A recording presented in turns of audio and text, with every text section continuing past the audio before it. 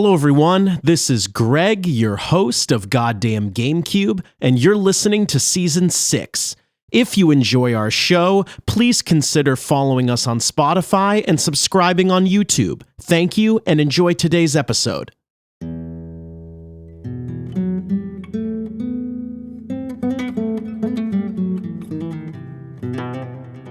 Hello, everyone, and welcome to the Season 6 premiere. Greg and Riley are your hosts today. Intern Nick is here with us as well. First, I want to say, Intern Nick, congratulations on your wedding. You're a married man. That's right. Thank you very much. And now on to more important business. Today, we're going to be talking about Lies of P. We're very excited to be talking about this.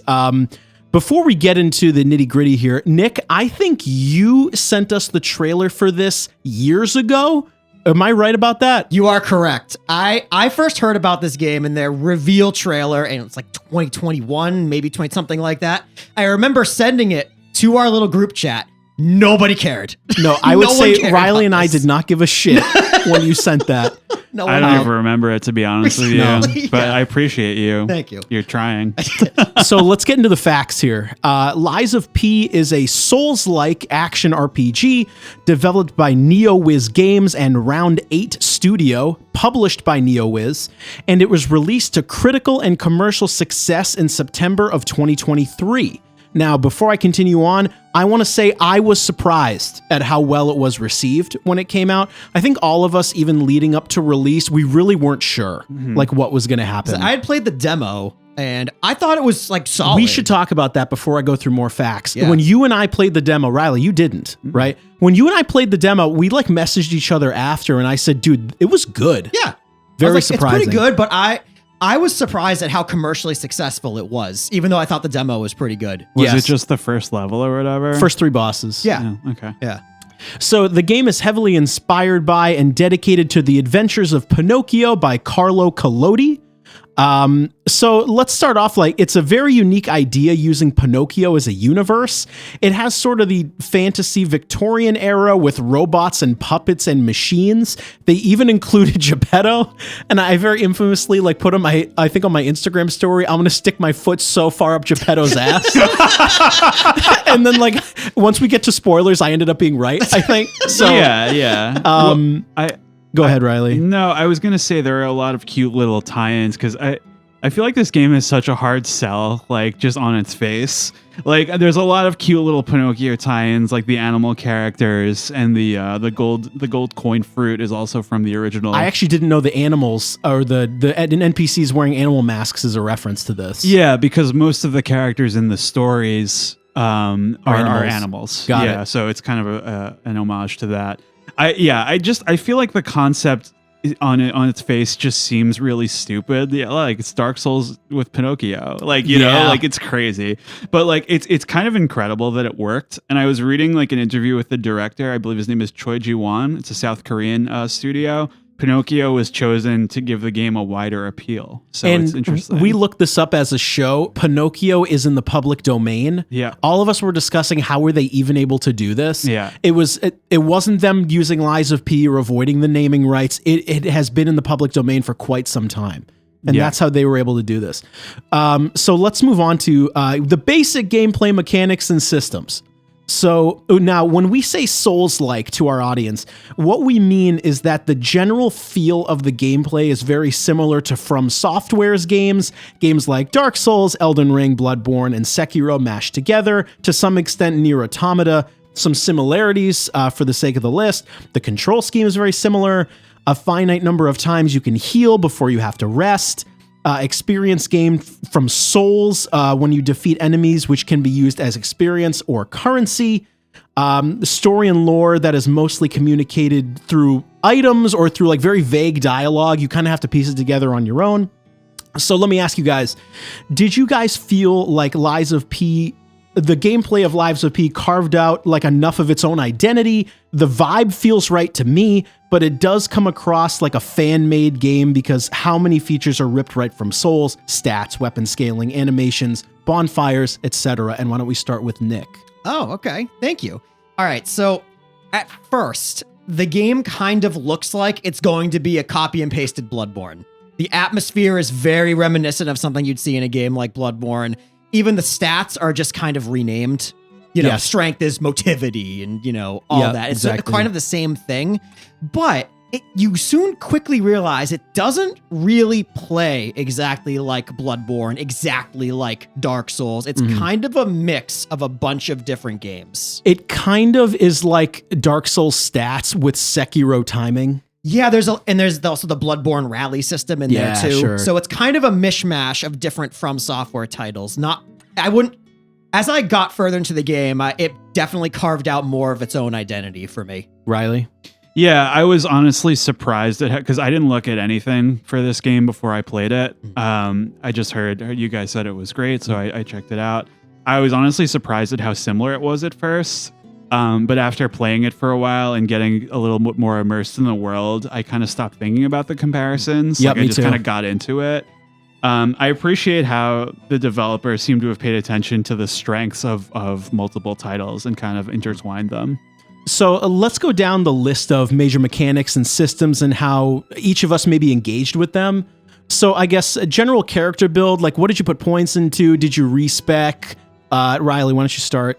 Yeah, vitality, capacity, and technique, which I used very stupidly, as we'll get into. My amulets at the end of the game, I was prioritizing stamina regeneration, increasing my technique skill, damage reduction, and there's one that temporarily increases your physical damage after you perform a physical attack. Yep. I like that a lot. Nick? So I definitely went all in on strength, or in this game, it's called motivity. Didn't really touch advance or anything like that. I was basically all big weapons for big boys kind of guy. Sure. So I went motivity as well, but in this game, from what I've seen online in the community, technique and advance tends to be the way to go. Yeah. At least from what I've seen. I just like big weapons. Do you just get better return on investment from that, you think? No, I believe just kind of how the game is balanced. We'll get into it, but using things like puppet string and some of the technique weapons allow you to parry easier. Oh, okay. We'll get into some of the mechanics. Now, do we want to talk about next how we allocated our P organs? Which is a very... How much did you guys play with your P organs? Yeah. That's legitimately what it's called in the game. Yeah, so I would say there's definitely some funny localization in this game that's unintentional. Yeah. A major part of the customization is the P organ. So I'm pretty sure it's the puppet organ. So Riley, why don't you start? Yeah, so... The basically the way it works is this is kind of your skill tree where you get this so we haven't really talked about, like, you control Pinocchio. Yes. And you can just customize him using these items called quartz, just like a stone that you find in the world. And it was like, I found it so useful. Like, I got excited when I found one of these. I'm like, oh, I can get my guy a little bit more down the road here. I feel like your choices here can be kind of make or break. Mm-hmm. I increased my pulse cells to so pulse cells are like your Estus flask, your healing sips. Basically, I got max on that. I increased their effectiveness. I did the link dodge and decreased damage while dodging. The Legion, which is your like kind of special attack ammo, I kind of increased the effectiveness there.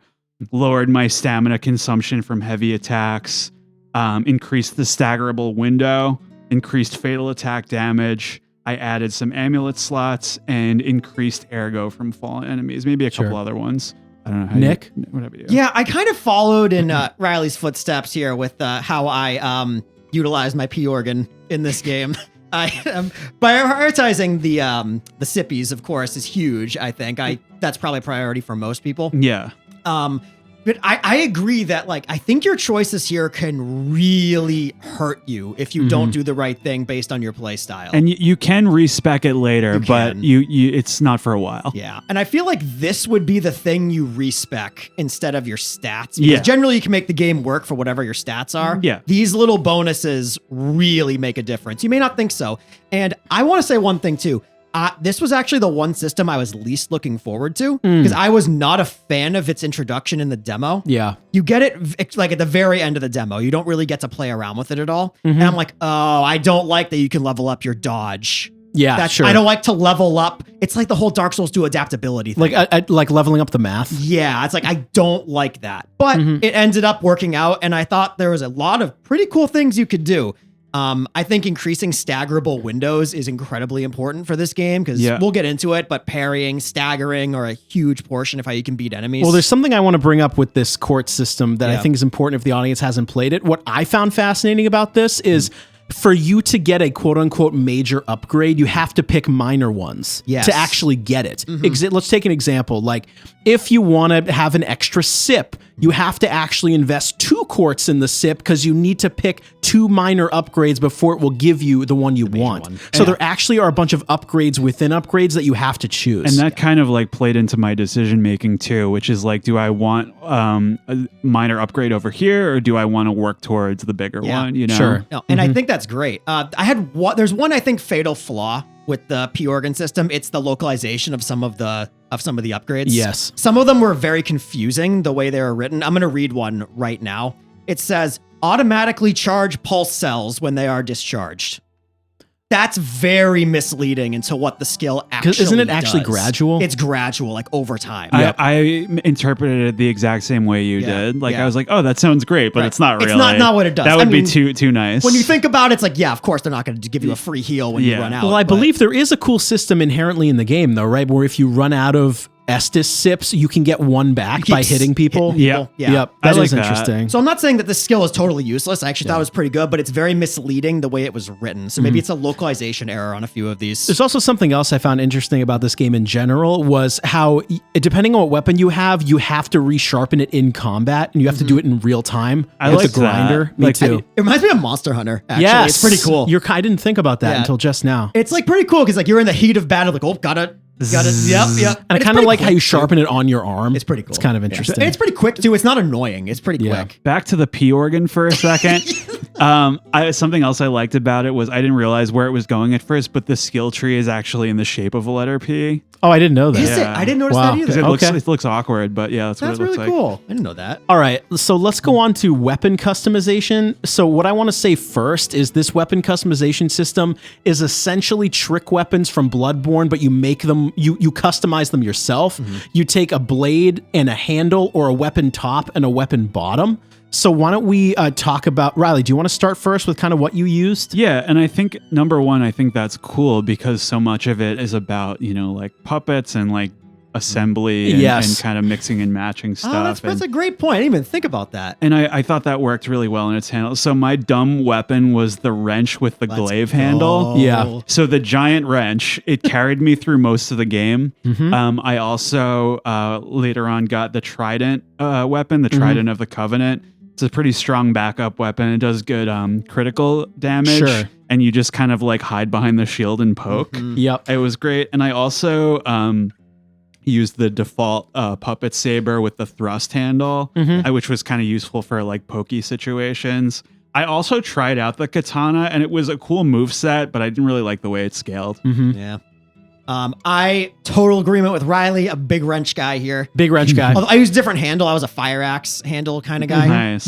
One of my favorite parts of this system was it changes the moveset. Yeah. So like the giant wrench. So when you find weapons, you generally find the top and bottom of a weapon together. Right? So when you find something like the giant wrench, you get the giant wrench top and the giant wrench handle. It's extremely slow. But when you put a different handle on it, it can not only make the moveset different, also makes it a little faster to swing. Yeah. So maybe you take away a little bit of damage and scaling by using a faster handle, but I think in this game, quicker hits tends to be the way to victory. And what I thought was interesting is one part of the weapon is your damage and the other part is the scaling. Yes. Is that too. Yeah. And it's all about like DPS for sure. Yeah, sure. And I think that was what saved me because like the wrench is kind of like a motivity or strength weapon, but by putting a technique handle on it, I made it work for my character. I do want to say, I do want to talk about this. It's related to items and related to stats kind of together.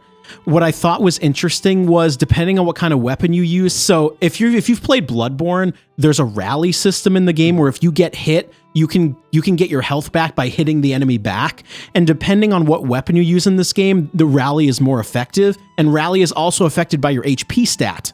Oh, I didn't know that. Yeah. So if the higher HP you have, that affects rally. And I believe the bigger weapon you have, the more HP you get back. It's kind of like Bloodborne. The bigger, stronger, slower weapons get more HP back per hit, I believe is how that works. Yeah. And I was pretty simple. Like I went from Puppet Saber to I think the Dancing Blade or something like that. That one's was fun. pretty simple. That's a fun one. Yeah. So let's talk about Legion Arms, which is essentially if your weapon's in your right hand, you have like a mechanical arm on your other, kind of like a Mega Man Legends thing. Yeah, like a big boss thing. So Riley, why don't you start? Yeah, I heard through the grapevine that Aegis, I believe it's called, the shield one was incredibly useful, and it absolutely is. But I also really enjoyed Falcon Eyes, which is like the gun. Yes. And it like just when you level it up, you can do a lot of fun stuff with it. I leveled up Puppet String too, and I did enjoy it, but I thought the range was kind of inferior to some of the other stuff. From what I understand from the community, Puppet String is helpful for bosses because it flings you up into the air. Right. So it can be helpful. Yeah. Sure. Nick? Yeah, so I love how toward the end of the game, again, going back to P-Organ, you can get 2 of these. Yes. You can equip 2 at once, which is pretty cool. I agree with you, Greg, that Puppet String might be objectively one of the better ones, but if you're really fucking good at the game. Yeah, and if you're going for like pure, this is the best way to do the game kind of thing. Sure. I had the most fun with the Fulminus, or Fulminus, however you pronounce it, and just the metal Burge. fist? No, that's the electric one. Oh, yeah. The electric one. Yeah. So the electric shocky one and the Flamberge, because I just think status ailments are incredibly effective. Yes. That's the flamethrower one, Yes, right? Flamberge is the flamethrower. Even without any advance investment into my character, those were still incredibly useful. And I had to use Aegis for the end of the game when bosses started really rocking me. You know, I want to reveal this to the crowd right now. Riley was incredibly good at this game. So can we actually put a pause in our scripted content for a second? Get out of here. I want to be very plain with the audience. I actually think me using Aegis made me worse because I'm hiding instead of trying to pursue the parrying system. I used it quite a bit though. Like not like quite a bit, but a fair amount. I want to make sure the audience is well aware of what went on in this trio of gamers. Like I'll be honest, I'm going to say this as if Riley's not here. I didn't know if he would like this game. Like Nick and I were like, I don't know. Like I really want to know what he has to say. and then when he was steamrolling every boss without summoning, just absolutely cranking through dudes, I'm like, I think he's the best Lies of P player I've ever seen in my life. Oh yeah. where like Riley is sending little videos in our chat about how he's soloing everything. And I felt like, I'll be honest, I feel like I was not very good at this game when I played this. And maybe we'll talk a little bit more about this as we go. I personally feel as though the parrying system is a little bit loose in this game, where I don't really understand the timing of everything. It's interesting. Can we talk about that now? Sure. Because it's such a big part of this. And I just feel like because Riley was so fucking good at this game, it doesn't matter. What did we have next? We're on Fable Arts next. All right. Fable Arts. Let's not get ahead of ourselves. Sure. Okay. Fable Arts, just another move you can do. I use them pretty frequently and put some quartz into them, but I felt like I was out of range fairly often, which was frustrating. And I feel a little bit better complaining about this because I saw like memes on the subreddit about it. Like you do a huge complicated move and it's just like, no, you didn't quite make it. That happened to me a lot too, where I feel like I was aimed up pretty well, but I end up slamming the wrench like 2 inches in front of the boss's head and miss.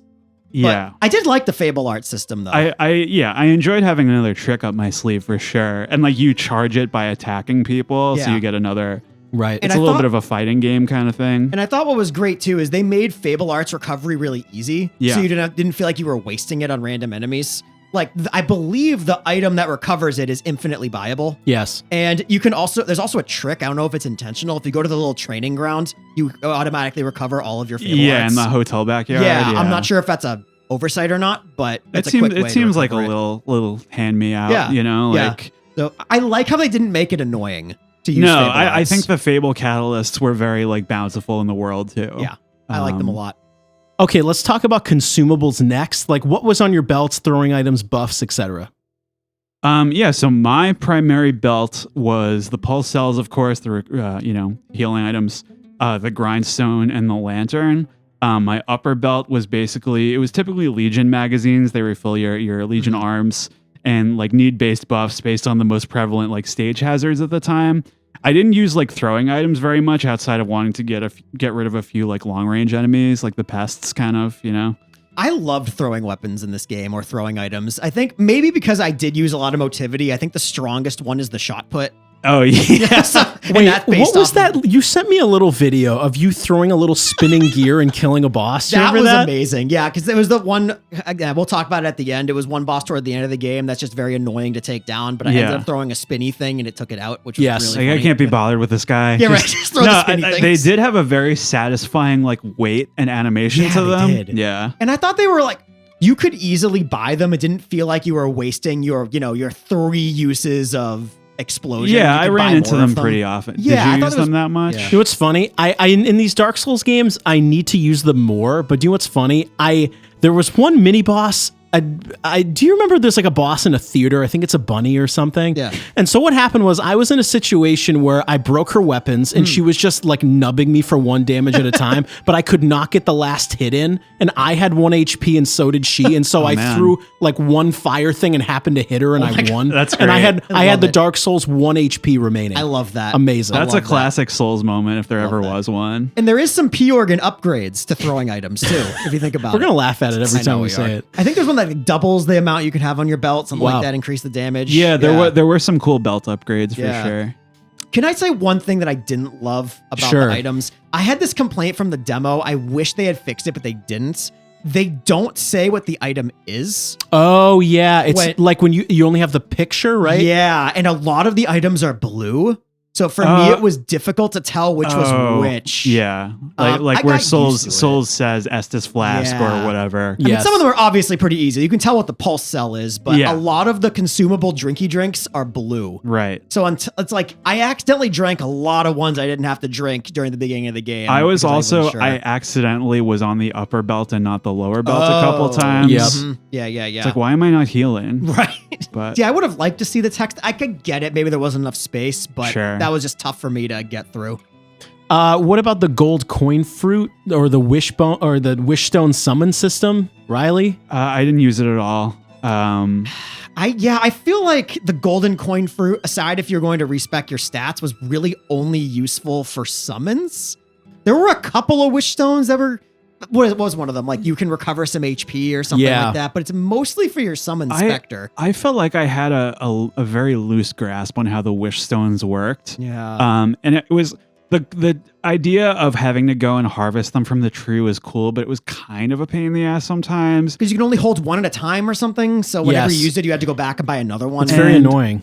Well, yeah, that's the wish stones. But the coins you can carry like 8 by default. Yes. And they're worth a lot if you trade them into the merchant, actually. I didn't even try that. Yeah, but I didn't have much use for them outside of that. Yeah. Did you use them at all? Or? I tried to do like the wish stone thing, and I just found that if I can only use one at a time, I didn't bother. Yeah, it's kind of awkward, right? Yeah. It's also a very long, like, what do you call that? The time you need to actually use the item. Yes. So like the wish box opened or whatever it is opened very slowly. So if you needed a quick heal, it just wasn't going to happen. You're probably going to get killed.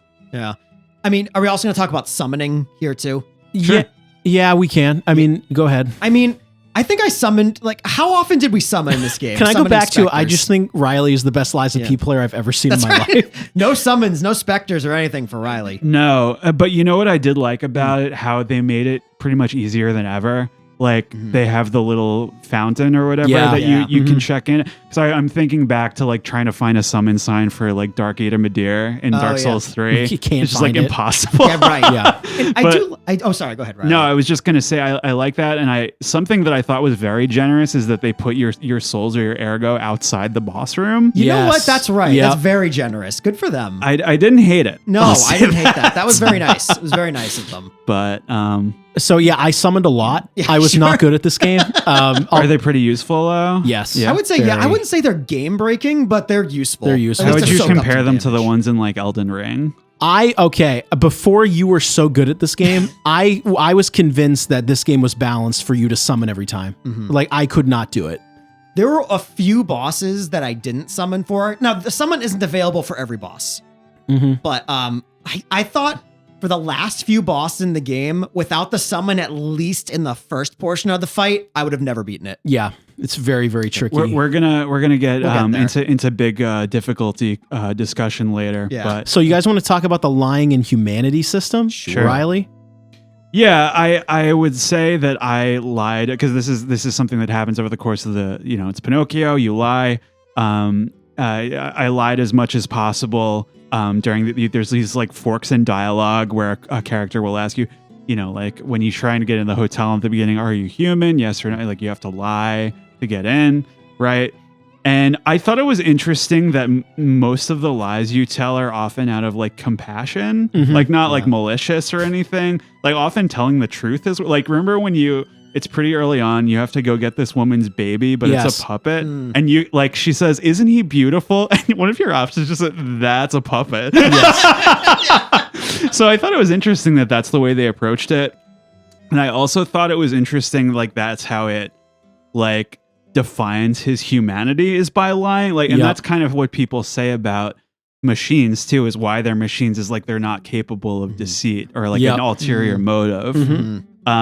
And I think like this whole sub theme, it reminded me a lot of like, have you seen the Will Smith movie I, Robot? Yeah. Oh yeah. It's based on the Isaac Asimov novel, but it's about like there's 3 laws of robotics, like what they can and can't do, and there's 3 laws of the Covenant in this game, and they serve the exact same purpose. Okay. I thought it was interesting they took it a little bit further beyond Pinocchio. They started getting into like, does this guy have a soul? And does it work? And mid game, you discover the portrait of P that you bring to Geppetto's office, and when you lie, the wooden nose on the portrait gets bigger. Will your grow nose doesn't. Your nose doesn't, but the shadow does. Did you notice this? Yep. I thought it was awesome. That like because it would have looked stupid if it was on your character, right? Yeah, it would have looked really dumb. I think the system, it's a cool idea, but they really didn't do enough with it. I just think it was a little bit confusing to me where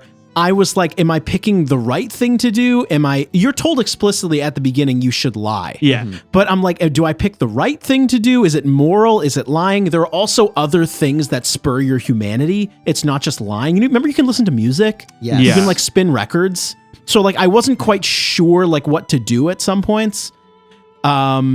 Riley, can you talk about there's a little can you pet the dog kind of thing? I thought this was brilliant. Of all the things, like, because I think it was overall, they could have done a lot more with it.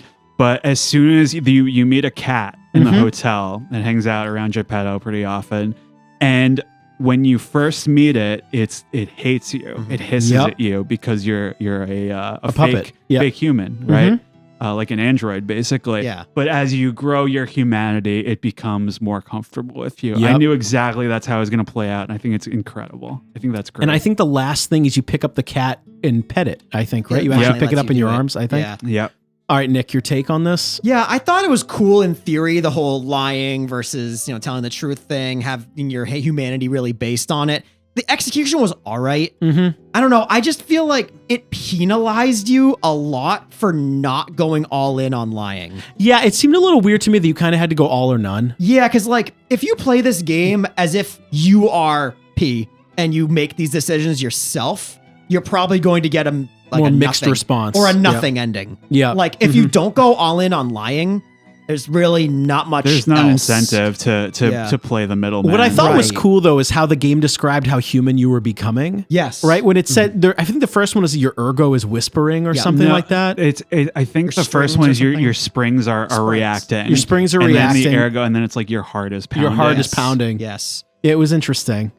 So how do we feel about the overall difficulty of the game, which we've touched on a little bit? I mean, this game broke my fucking balls. But Riley, actually, I need to make a more succinct statement. Okay. I kicked this game's ass up until the swamp boss, and then this game completely bent me over for the entirety of the last quarter. But Jeez Riley, go ahead. Louise. I could not do In this. so many words. Yeah. No, I think there were definite spikes, and I'm not going to tell you it didn't feel like a challenge, but I feel like I struggled a lot less than some others. Like, He means the entirety of our friend group. yeah, but I've seen some popular comments on the subreddit saying that this was harder for them than any Souls game. Right. Okay. And I don't feel the same way. I have been playing a lot of the older Souls lately. I played Sekiro again. So your skills are sharp. I'm kind of getting my muscle memory back a little bit. If anything, I can say that every boss having multiple phases kind of got repetitive and annoying. Yep. Dude, everyone shits on those folding screen monkeys, but you gotta give somebody an easy win every now and then. Yeah, you gotta have a dirt like, boss. Yeah. Just to change it up. That's right. I mean, we should keep in mind here that one of this game's first patches was a nerf to a lot of the big bosses. Interesting. We played this game post nerf. Okay. Now, maybe people in the comments played this game before they nerfed it.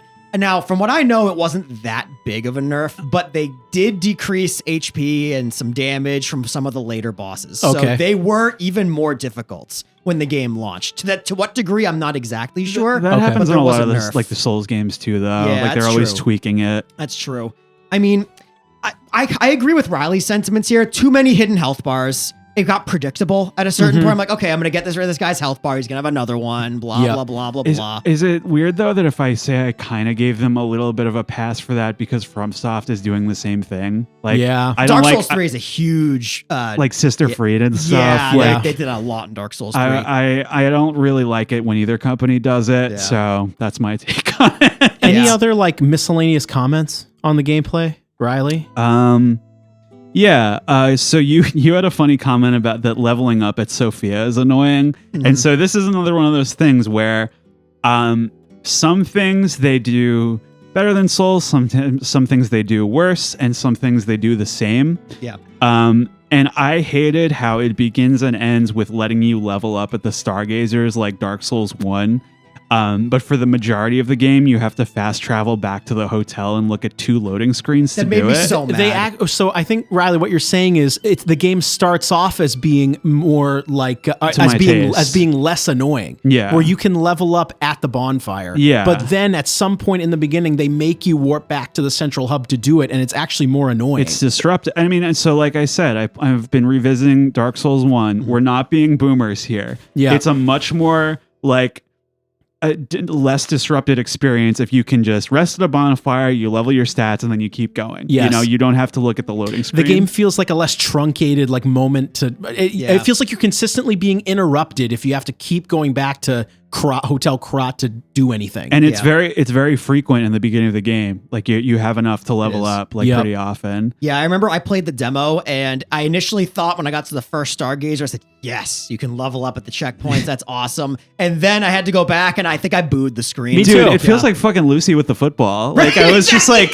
are you kidding me? You had it. And I'm like, I don't know how either company hasn't figured it out like that's less I know, because Elden Ring, to its credit, does let you level up at the sites of grace. So I don't know if Liza P was going to copy the current system. They should have copied that. Oh, I know why they do it. They want you to keep going back to the central hub for story info. Probably. They're trying to force you to talk to people. Sure. But it breaks up the experience in a not pleasant way. But I think like if you are familiar with video games, you think maybe every once in a while I should go back to the central hub and check things out and see what's going on. Also, in Dark Souls, they naturally do that with Firelink Shrine, where it's like, true. I'm back home, right? Yes, and I feel like that's the move where you don't have that warping ability until like halfway to a third of the 2/3 of the game. Yep.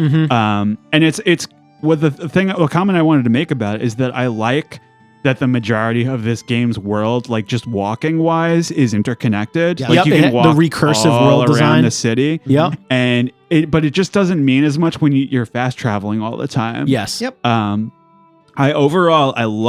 absolutely loved how recursive the level design was in this game, and how often you were opening up shortcuts. Yep. Like not only that, but there's also a lot of variety between them, kind of similar to Demon's Souls, where you have the most common ones, opening up locked doors, the ones that zap you, or lowering the ladders. But there are also some surprising ones, like when you're in the Grand Exhibition and you lower a bridge, or you push like the cart of explosive barrels through a wall in the swamp. Like there's thought put into it. Yeah, I think the level design at points blew my mind. Yeah. Like when you find the gold coin tree and then it leads back to the hotel. I was like, this rules. You hear the music again. Yeah.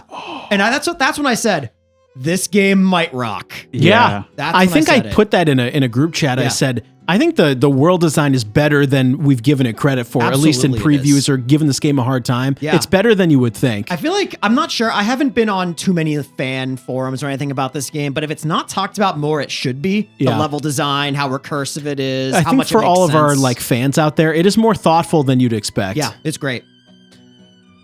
So I think we should talk about like some of maybe the parrying system, Sure. or because that's more a in huge depth part here. of the It's also a game. big contentious point It online. is. We should talk about it.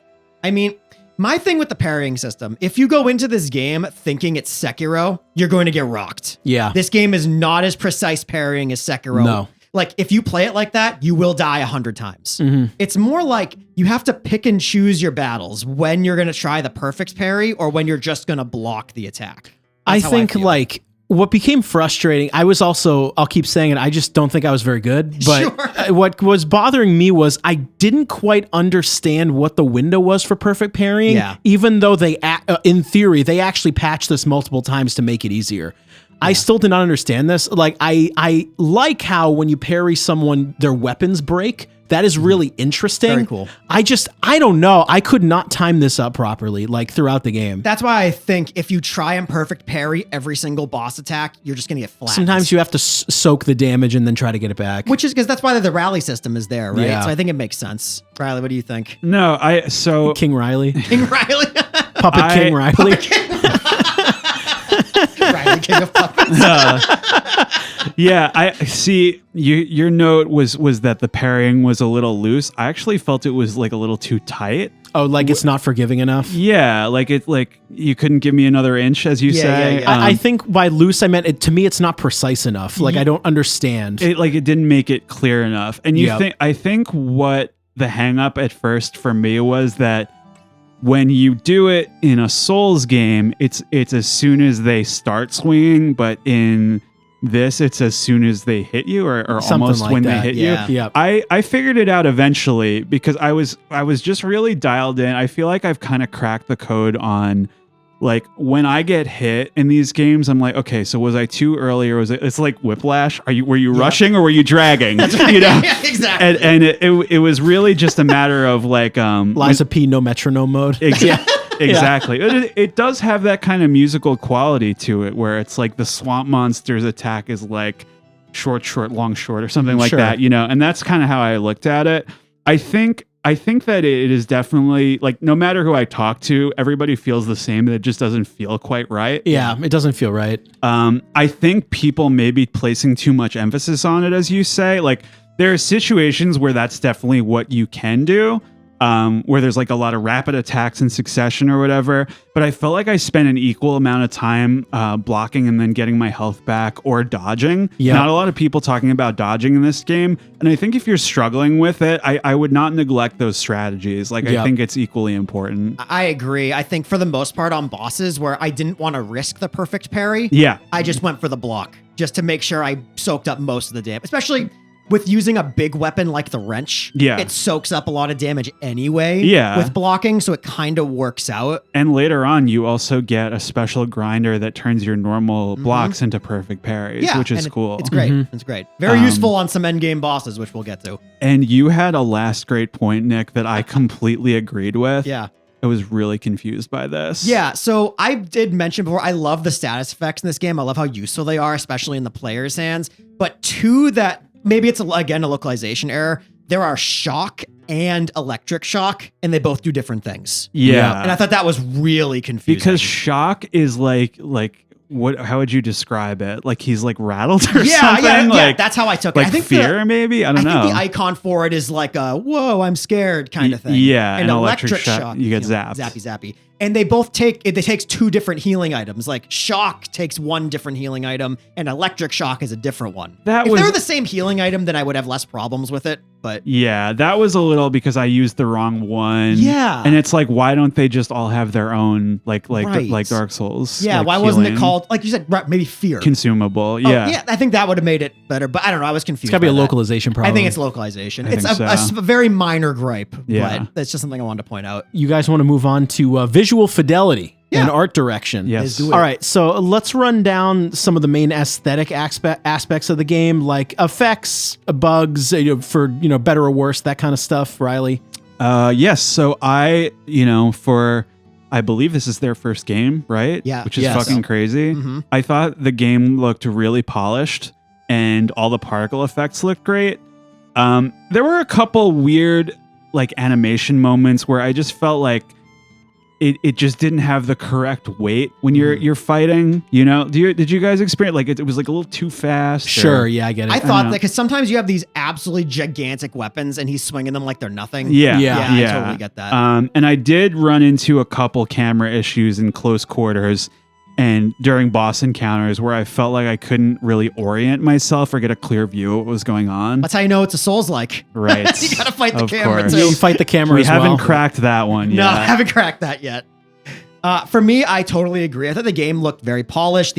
I think they nailed the atmosphere in every single location. Like, I think the game looks phenomenal. It has that great balance. Like, there's some areas that are really creepy, but then there's some areas like the hotel that are just Yep. very warm and very inviting. And they did a great job not overloading you with one kind of feeling in the Sure. art, you Yeah, know? even though a lot of it's kind of like Bloodborne in that it uses the same sort of color palette in a Yeah. lot of places, but it didn't feel samey as much as I No. expected anyway. No, it didn't. I thought all the areas were very distinct. Yeah. And they all gave a kind of a different feel. It was great. I want to put out a feel to the room. I actually thought, and this is a good reason, I actually thought Lies of P at times is kind of scary. I did Yeah. too. I thought the puppet monsters it's such an uncanny valley Yeah. where these humans are kind of walking at you because they're puppets.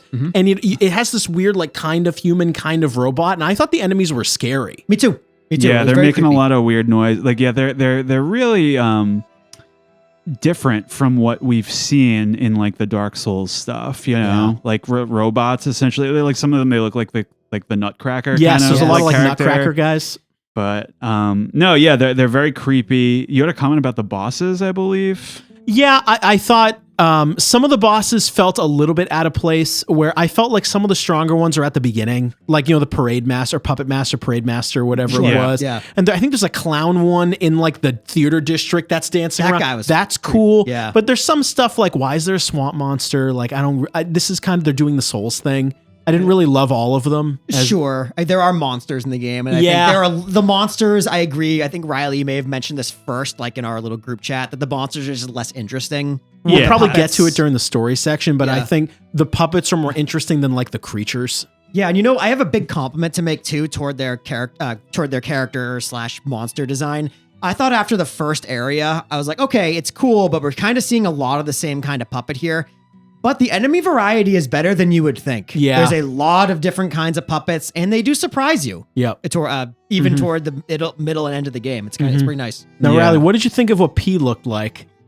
Does he look familiar? That's right. I forgot about that. With a lot of inside jokes on this episode. Yeah. No, I thought he looked like pretty iconic as far as like video game protagonists go, and like trying to reinvent Pinocchio is kind of interesting. You mentioned too that the armor customization was kind of a bummer that it didn't like show up on the character. Yeah, so there's a lot of armor customization, but it does not reflect on your character because it's internal. Yeah. I guess that's Yeah. kind of tough. That's So why there's- there's costumes. There's different like things you can swap out, like components and stuff. There's a couple different costumes. I rocked the Santa hat the whole time. Love it. Wait, can I bring the audience into a little inside joke we have about the look of P? Can we do that? Oh, Where that- I kept saying to you guys that I think P looks like Timothy Chalamet. Yeah. But then Riley said that one of our friends said it looks like me. Yeah, I think because of the hair. Yeah, so Gotta be like the hair. everyone has now been calling me like Lies of G. I feel like that'll be a good like hot take rebuttal to me. It's just Lies of another Lies lie, of G. lie of Lies of G. If you Great. if you say something people disagree with, Yeah. Eyes of G. Love No, it. I thought he looked very iconic. Maybe less so as his hair starts growing and he's changing and stuff. Yeah. But I think the human characters were all very distinct and memorable to me.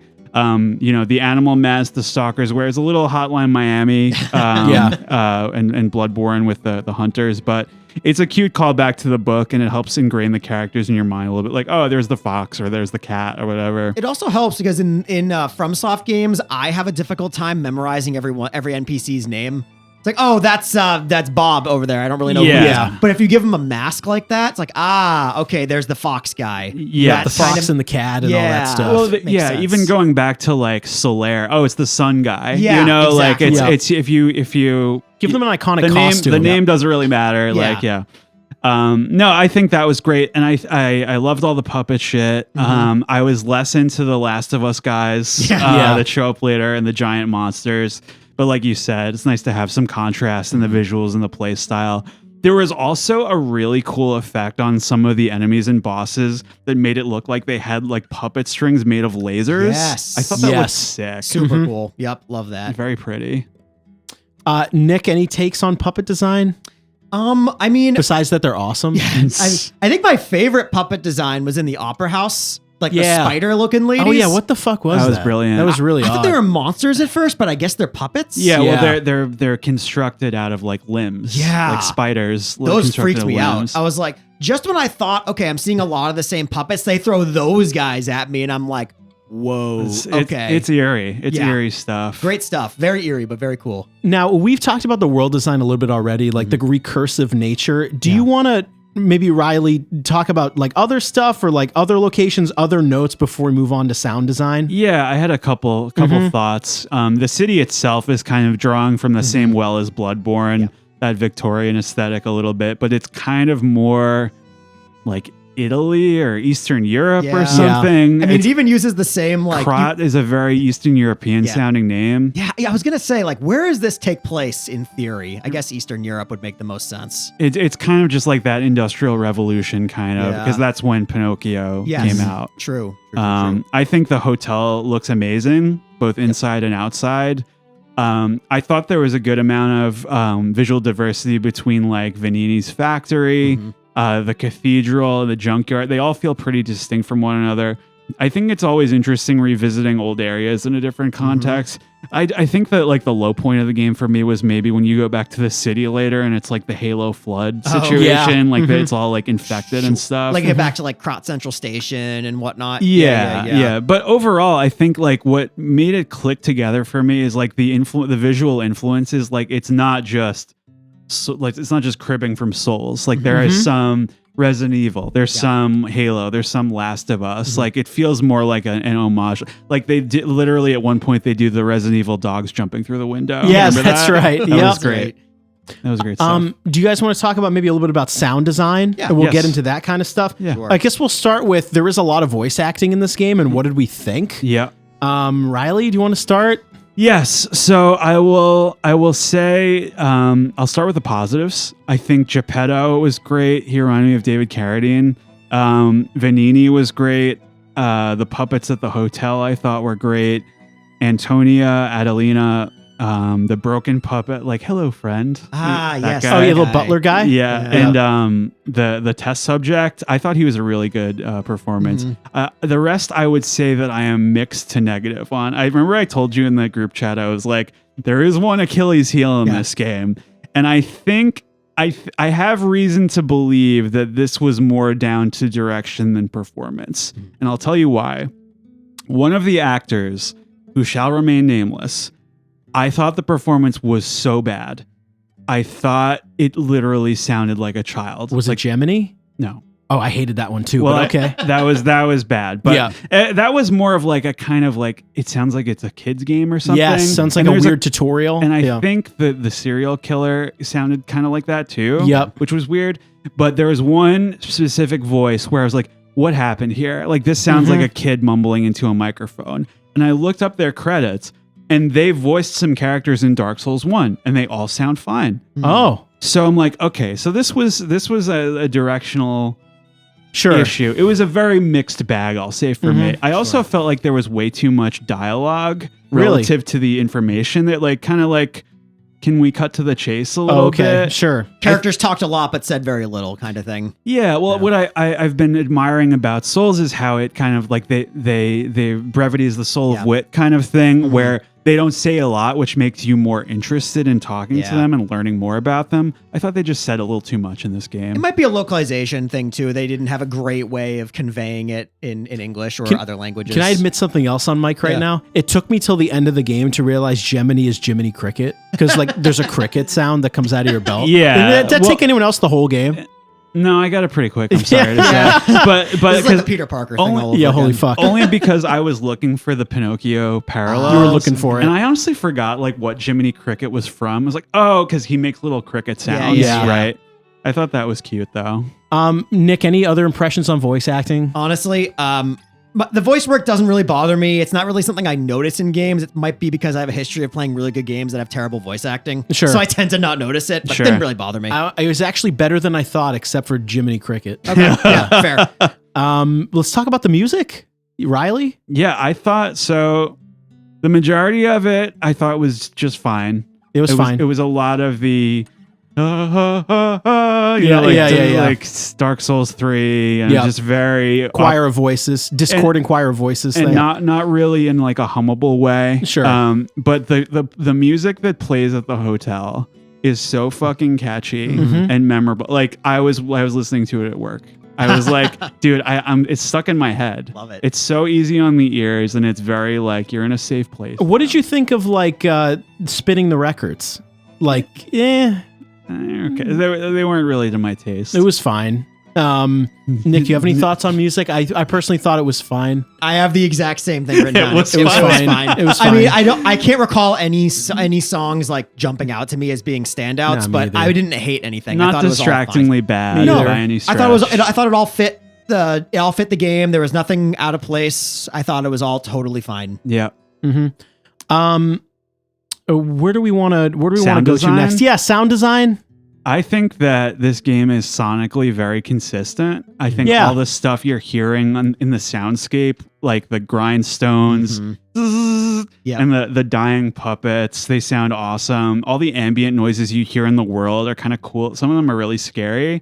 I also love the little subtle mechanical noises that P makes when you're doing actions. Like when you roll, it goes...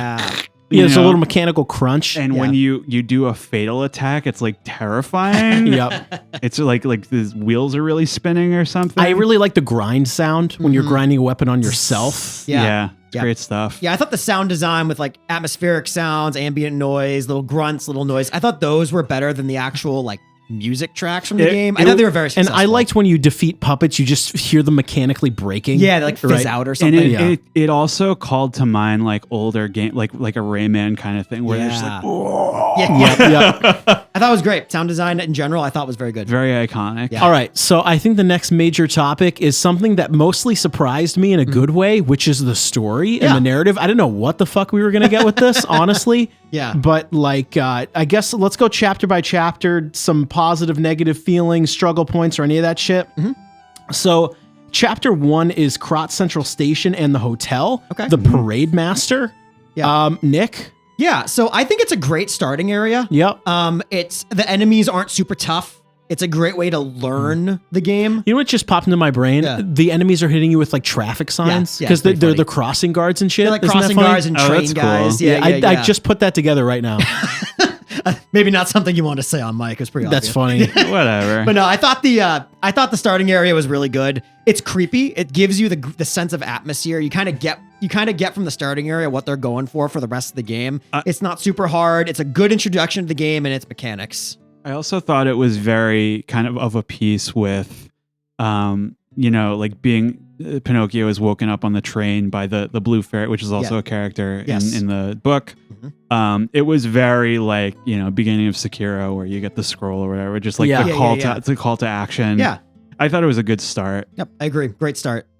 Chapter 2, which is it Elysian Boulevard, Kratz City Hall? Yep. Yeah. And go ahead, Riley. I think this is the part of the game that felt the most similar to Bloodborne. Yeah.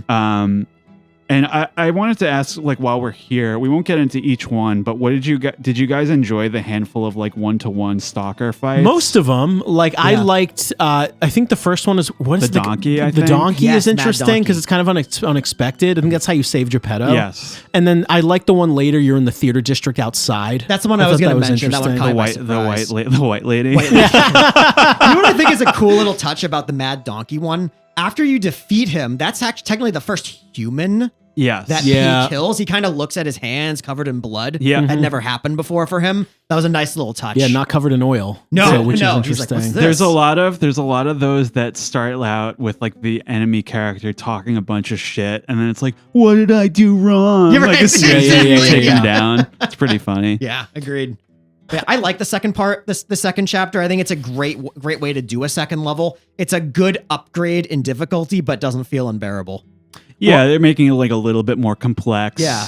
And I feel like now this is where you meet Geppetto, and I think Geppetto then asks you to go to find Vanini in chapter 3 is next, Yeah. right? Before we get there though, I want to say that this boss really tested me. The Scrapped Watchman. This was one of the ones that I struggled with more. Really? Yeah. Okay. Like, because I think you guys had a little more experience from the demo. Yeah. Yeah. But this was what, like, he was hitting hard, and I hadn't really figured out the rhythm yet. It's a tough boss. Nick, was this the boss where you were in the room with me and I had 1 HP and so did he, and he whiffed? Yes. Is that He right? whiffed and you got him. You're That's like, awesome. Wow. Yeah, I think that was that. I think it's a great, because I would say the Scrapped Watchman, while it's not the first boss technically, it's the first big boss. Yeah. You He's can like a summon for fucking it. like giant cop. Yeah, right, exactly. Big ACAB moment. I think. Puppets or puppets. P says Oh, cops are ACAB. puppets? Is that what you said?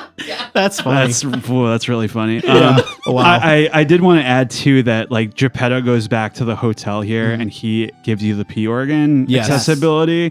And I liked that these first couple of chapters are about like finding people who kind of add utility to the hub. Yeah. Like Vanini is another one of those people. Chapter 3 is the Vanini works. Do you want to go there next? Yes, let's take a trip. So Nick, here you're introduced to Vanini, and Nick, go ahead. What did you say According to here? you, Nick, he runs a restaurant called Vanini's Paninis. I didn't write that. Who wrote that? Wait, Pretty sure that was you. wasn't that your quote? Was that me? That was you, dude. Well, you changed your Wait a name minute. We to should be it. fair to Nick on mic, though. You technically wrote that in a group chat Oh, where you said instead of you going to Vanini Works, you go to Vanini's Paninis. Actually, one of 2 restaurants you go to. He's got that press in the background. right. Yeah. He's cooking up those sandwiches. He's cooking, man. So I have a very major question here that we've been over in the group chat. I'm going to field it to our audience here. Why is Vanini basically Bruce Wayne without being Batman? So he's this wealthy billionaire industrialist, and he has a butler, and his parents were tragically murdered by a crazy serial killer villain. Yes. Isn't that weird? I mean, interesting to cram, I think, Pinocchio with Batman. Yeah, but they just did. another And honestly, influence. later in the game, Yeah. they kind of lean into the Batman thing even more. They do. right? Yes. At the way end. Yeah. Nick, you had a comment about the visuals of this chapter. I think visually this chapter is really cool because you get the outside of the factory where there's like poison, other stuff going on. Then you get the inside where it's very like the fire, mechanical stuff happening. I also have a soft spot for this chapter because I found my go-to weapon combo that I used for the rest of the game here. Oh, sure, yeah. You get the wrench and the fire axe in here. Yeah. And I used both throughout the rest of the game. I didn't love the fights, but I liked Yeah. those big guys walking around. With the Yeah. shovels? Those guys? The Puppet of the Future. Oh, those guys. yeah. They're The kinda giant cool guys. looking. Is anybody else an idiot and jump down there in the poison to beat the guy instead I of did it. draining the poison first? Hell I yeah. did. I did too. I did it. I did the poison, and I just had all my consumables. Yeah, I was me like, too. this is probably on purpose. Yes, I don't they're know. probably not supposed to do it this way, but I'm stubborn. What'd you Yeah. guys think of the boss of this? This boss was hard. It's hard. Actually, I had a tough time here. I did okay with them. Yeah, not there's- one of the most remarkable. No, the but I furnace boss, pretty much. Yeah. You guys want to move on to chapter 4? Yes, sir. So chapter 4 is kind of when you get outside of the city, right? You kind of get out into the wilderness a little bit. Moonlight Town, Path of Misery, Saint Frangelico's Cathedral. Is that right? Yes. So this is, I guess, the middle section, Riley? Yeah, so I would say this is the first moment where I wasn't really sure where to go or what I was doing. Yeah, sure. Yeah. I felt like it was just a little less clear. This is where they introduce the carcass type enemies. So again, I share Nick's assessment that I thought the puppets were more original and I preferred fighting them, but it was nice to have some variety. It was kind of creepy when they first show up in the graveyard. They are creepy. Like, what the Agreed. fuck is that? Yeah. So this level, I thought the platforming and traversal was really annoying. Replaying some of the older Souls games recently, the ones that don't have a dedicated jump button, it's really like my least favorite part. Like, Sure. it's just like, what are we doing here? Yeah.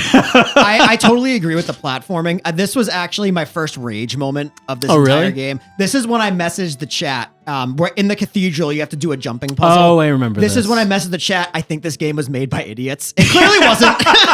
But this is when I got really mad. Lies of platforming. That's lies of Well, because That's a it's great all one. basically like broken down, Yeah. and there's guys like throwing shit at Yeah. you. Dude, it reminds me of the fucking waterworks in Warrior Within. Is this Wow. part? It's very Ew. similar. Don't bring that up. I know. I did want to mention, though, I do like the inclusion of monsters because I'm going back to status effects. Yeah. Where on puppets, electric attacks usually work best. And on monsters, fire tends to work best. So it gives you a reason to kind of change up your strategy a little bit. Yeah. If you're using maybe the electric mace, you might see it's not as effective anymore. Maybe you're going to switch to something else. I think Sure. it's nice to give that variety. So I did like these sections for introducing a different enemy type you had to prepare for.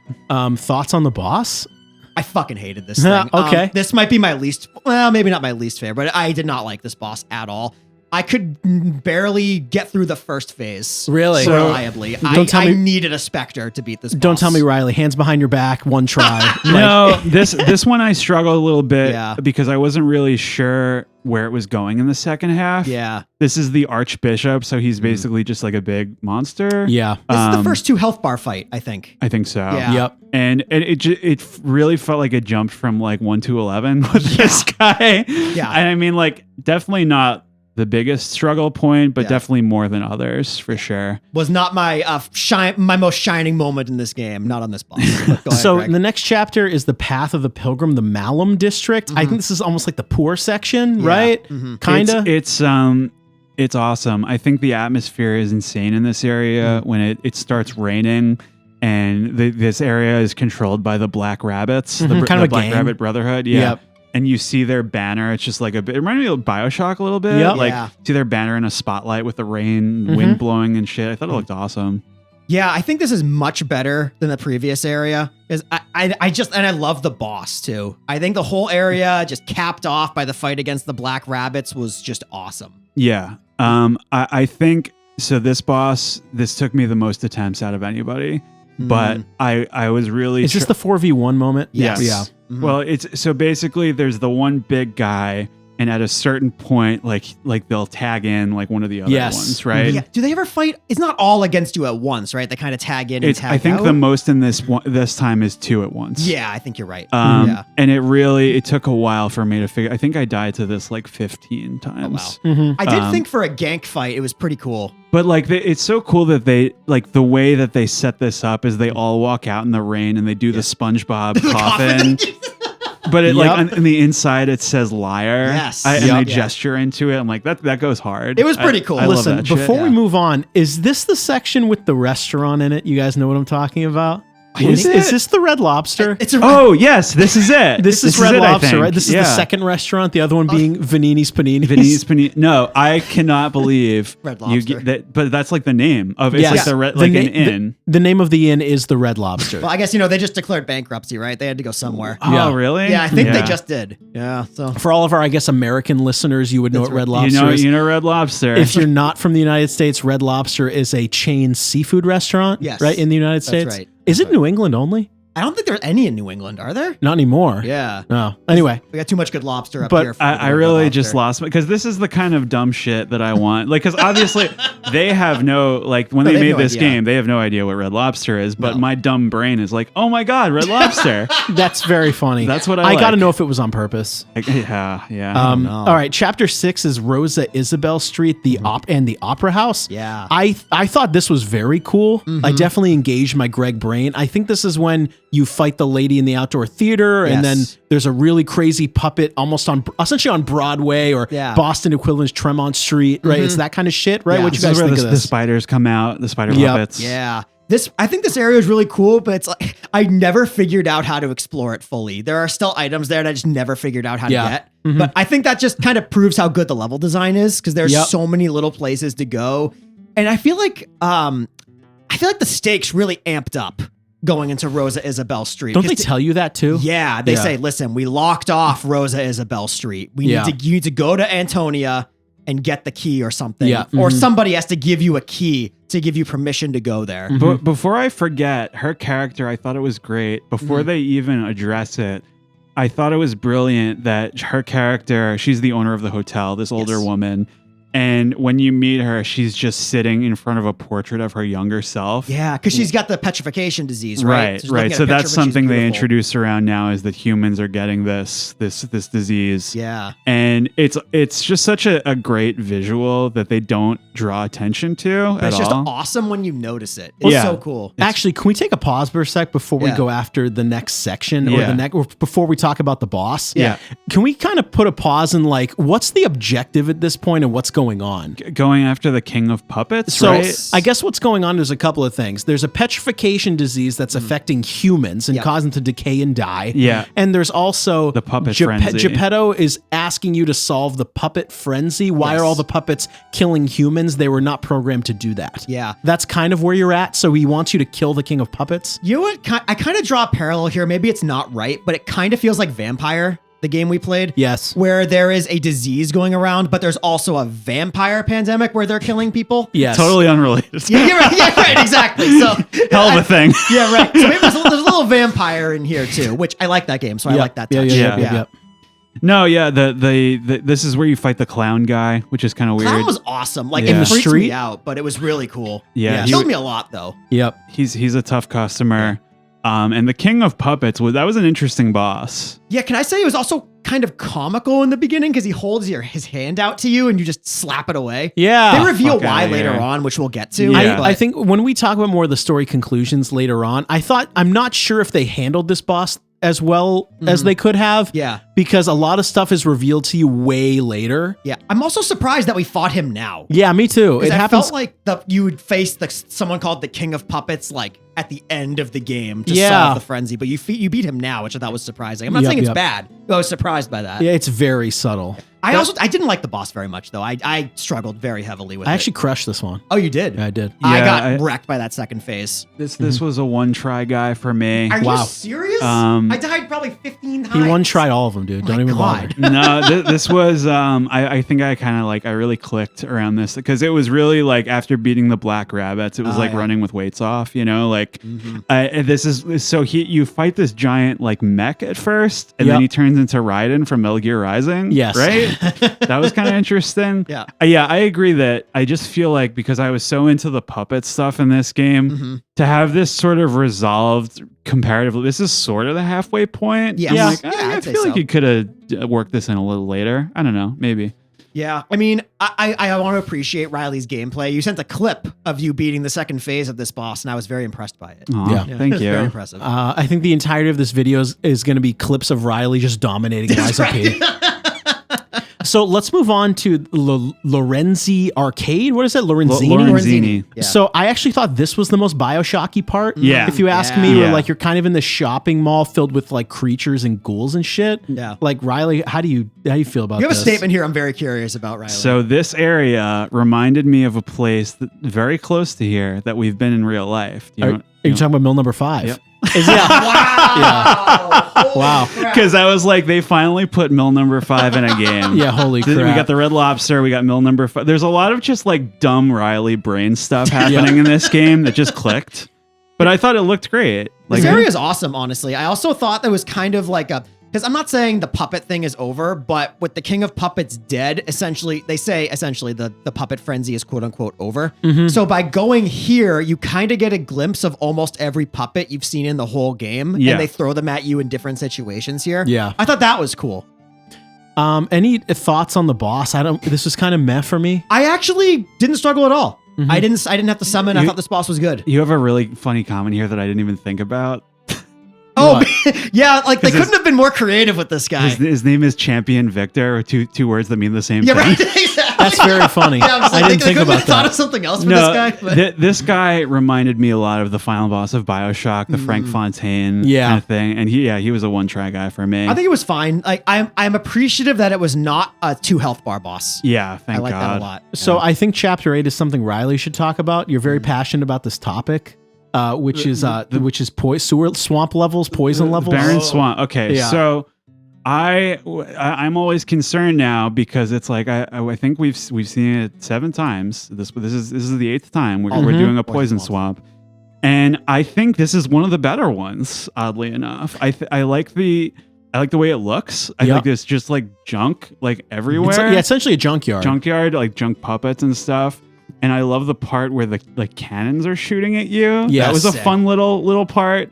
I think as poison swamps go, you could do a lot worse. Yeah, because I didn't think poison was that overbearing of a status in this game. Like when used against you, it was manageable to fight while poisoned. Where in maybe Dark Souls or Elden Ring, poison and especially things like toxic, Scarlet Rot. Yeah, those just absolutely decimate you. Goodbye. But in this game, I thought poison was pretty manageable, and I didn't mind. And correct me if I'm wrong. Do you move slower in poison in this game? I don't remember. I don't recall that you do, but maybe I'm wrong. Maybe that made it a little bit more bearable. Well, I will say this. This is where my skill in this game ran out. Ooh, is where the green monster of the swamp just whooped my ass. The swamp monster. Oh, yeah. This boss was really hard.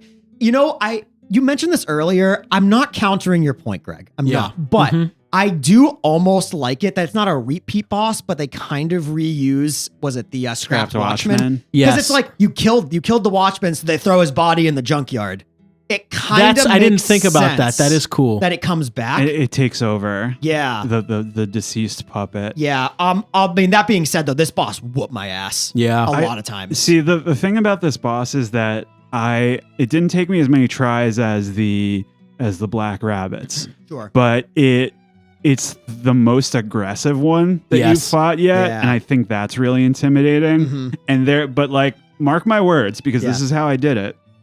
There is a pattern to learn. There's like its attacks are very like if you're watching, like it only does a couple little rhythms, and so basically, I think this is how I've dealt with multiple multi-stage bosses. Is if you learn the first half, like you can just totally bullshit the back half. Sure. So the back half where it grabs the puppet armor and stuff, like I used like the shield and the trident and stuff, or like fire, whatever was most effective against it. It was definitely. See, the thing about these bosses is like I didn't struggle a ton, but I also wasn't having a blast. Sure. Yeah. Like I was very focused on just putting in a good performance. I think they could have made it a little easier on you. Just like a puppet. Just got to put on a good performance. That's 100%. So I believe, is this the point in the game where like Gemini says there was an earthquake? Yes. And then you That have was to go, weird. Right? Yeah. And you have to go back to a collapsing crot, right? Yeah. We'll talk about this next part. Yeah, it's an interesting. This is when you go back to the to like Central Station, right, where everything is kind of like The Last of Us. Yeah, Last of Us, Halo Flood area. I think that's kind of what's going on here. I did not understand this boss. I didn't mind the area, but I don't know what the hell this boss was about. I don't know. This was where they start going really hard in the paint with the alchemists. Hard in the paint. Yep.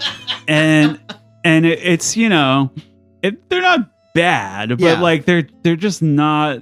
It's not as interesting as the puppets. No, Yeah. I think. Do you think they get a little off message here, even though it's unique? A little bit, because I feel like there needed to be a little bit more about the alchemists throughout the game. Because I think this point of the game, right, the alchemists did this, and you got to figure out why and go and track them down. Maybe you should have fought more humans. There's a lot of people who they they wonder if the alchemists are to blame for what's going on. There's people going back and forth, and it's like, no, it was them. It was the whole time. Yeah, right. And this is the Walker of Illusions. And this is the boss that like clones herself. Right? I don't understand where this came from. Is there a lore thing behind this guy?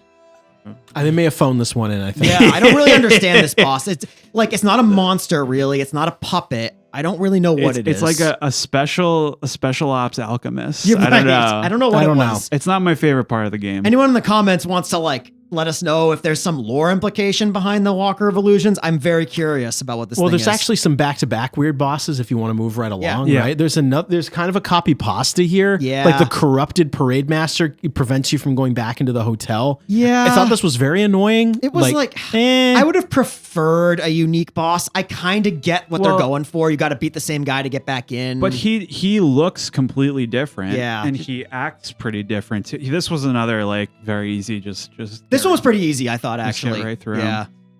I don't know. I would have liked to see something more unique. I don't hate it because I think they did enough to make it not seem like a reskin, but it's towing the line between repeat boss for me. So before we move on to chapter 10, can we talk about, let's also do another pause about, let's bring us up to date on where the story is. Sure. Is this where you have to find a secret path to like the alchemist base or something? Correct. Is that right here? Yes. So you find out that basically all of this, where the puppet frenzy and the petrification disease is related to ergo, which are like the souls that you gather in this game, and that's like kind of the spark of life or whatever that is powering Pinocchio and stuff.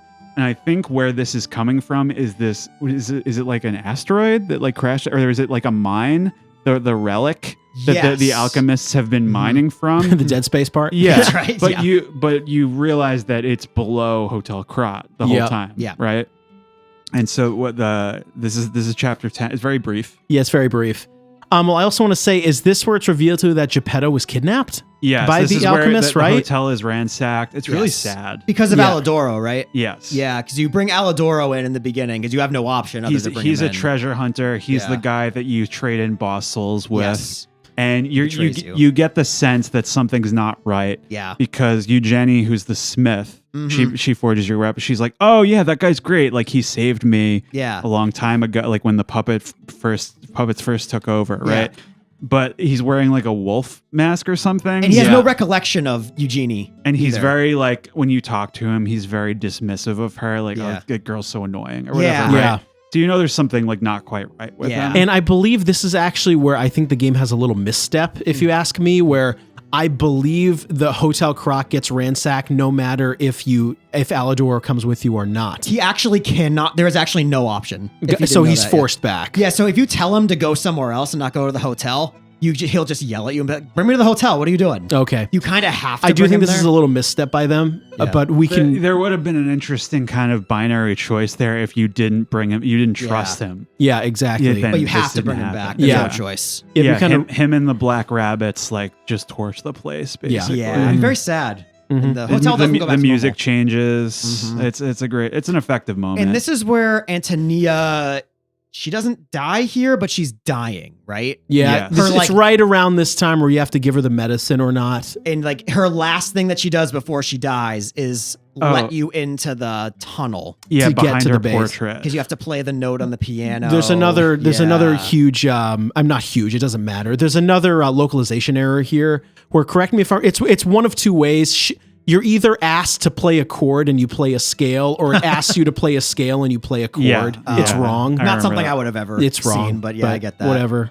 Yeah, I think for me, because I sent him to Vanini Works at first. Yeah. And then he's like, come on, what the fuck? Yeah, And I was just like, all right. Essentially.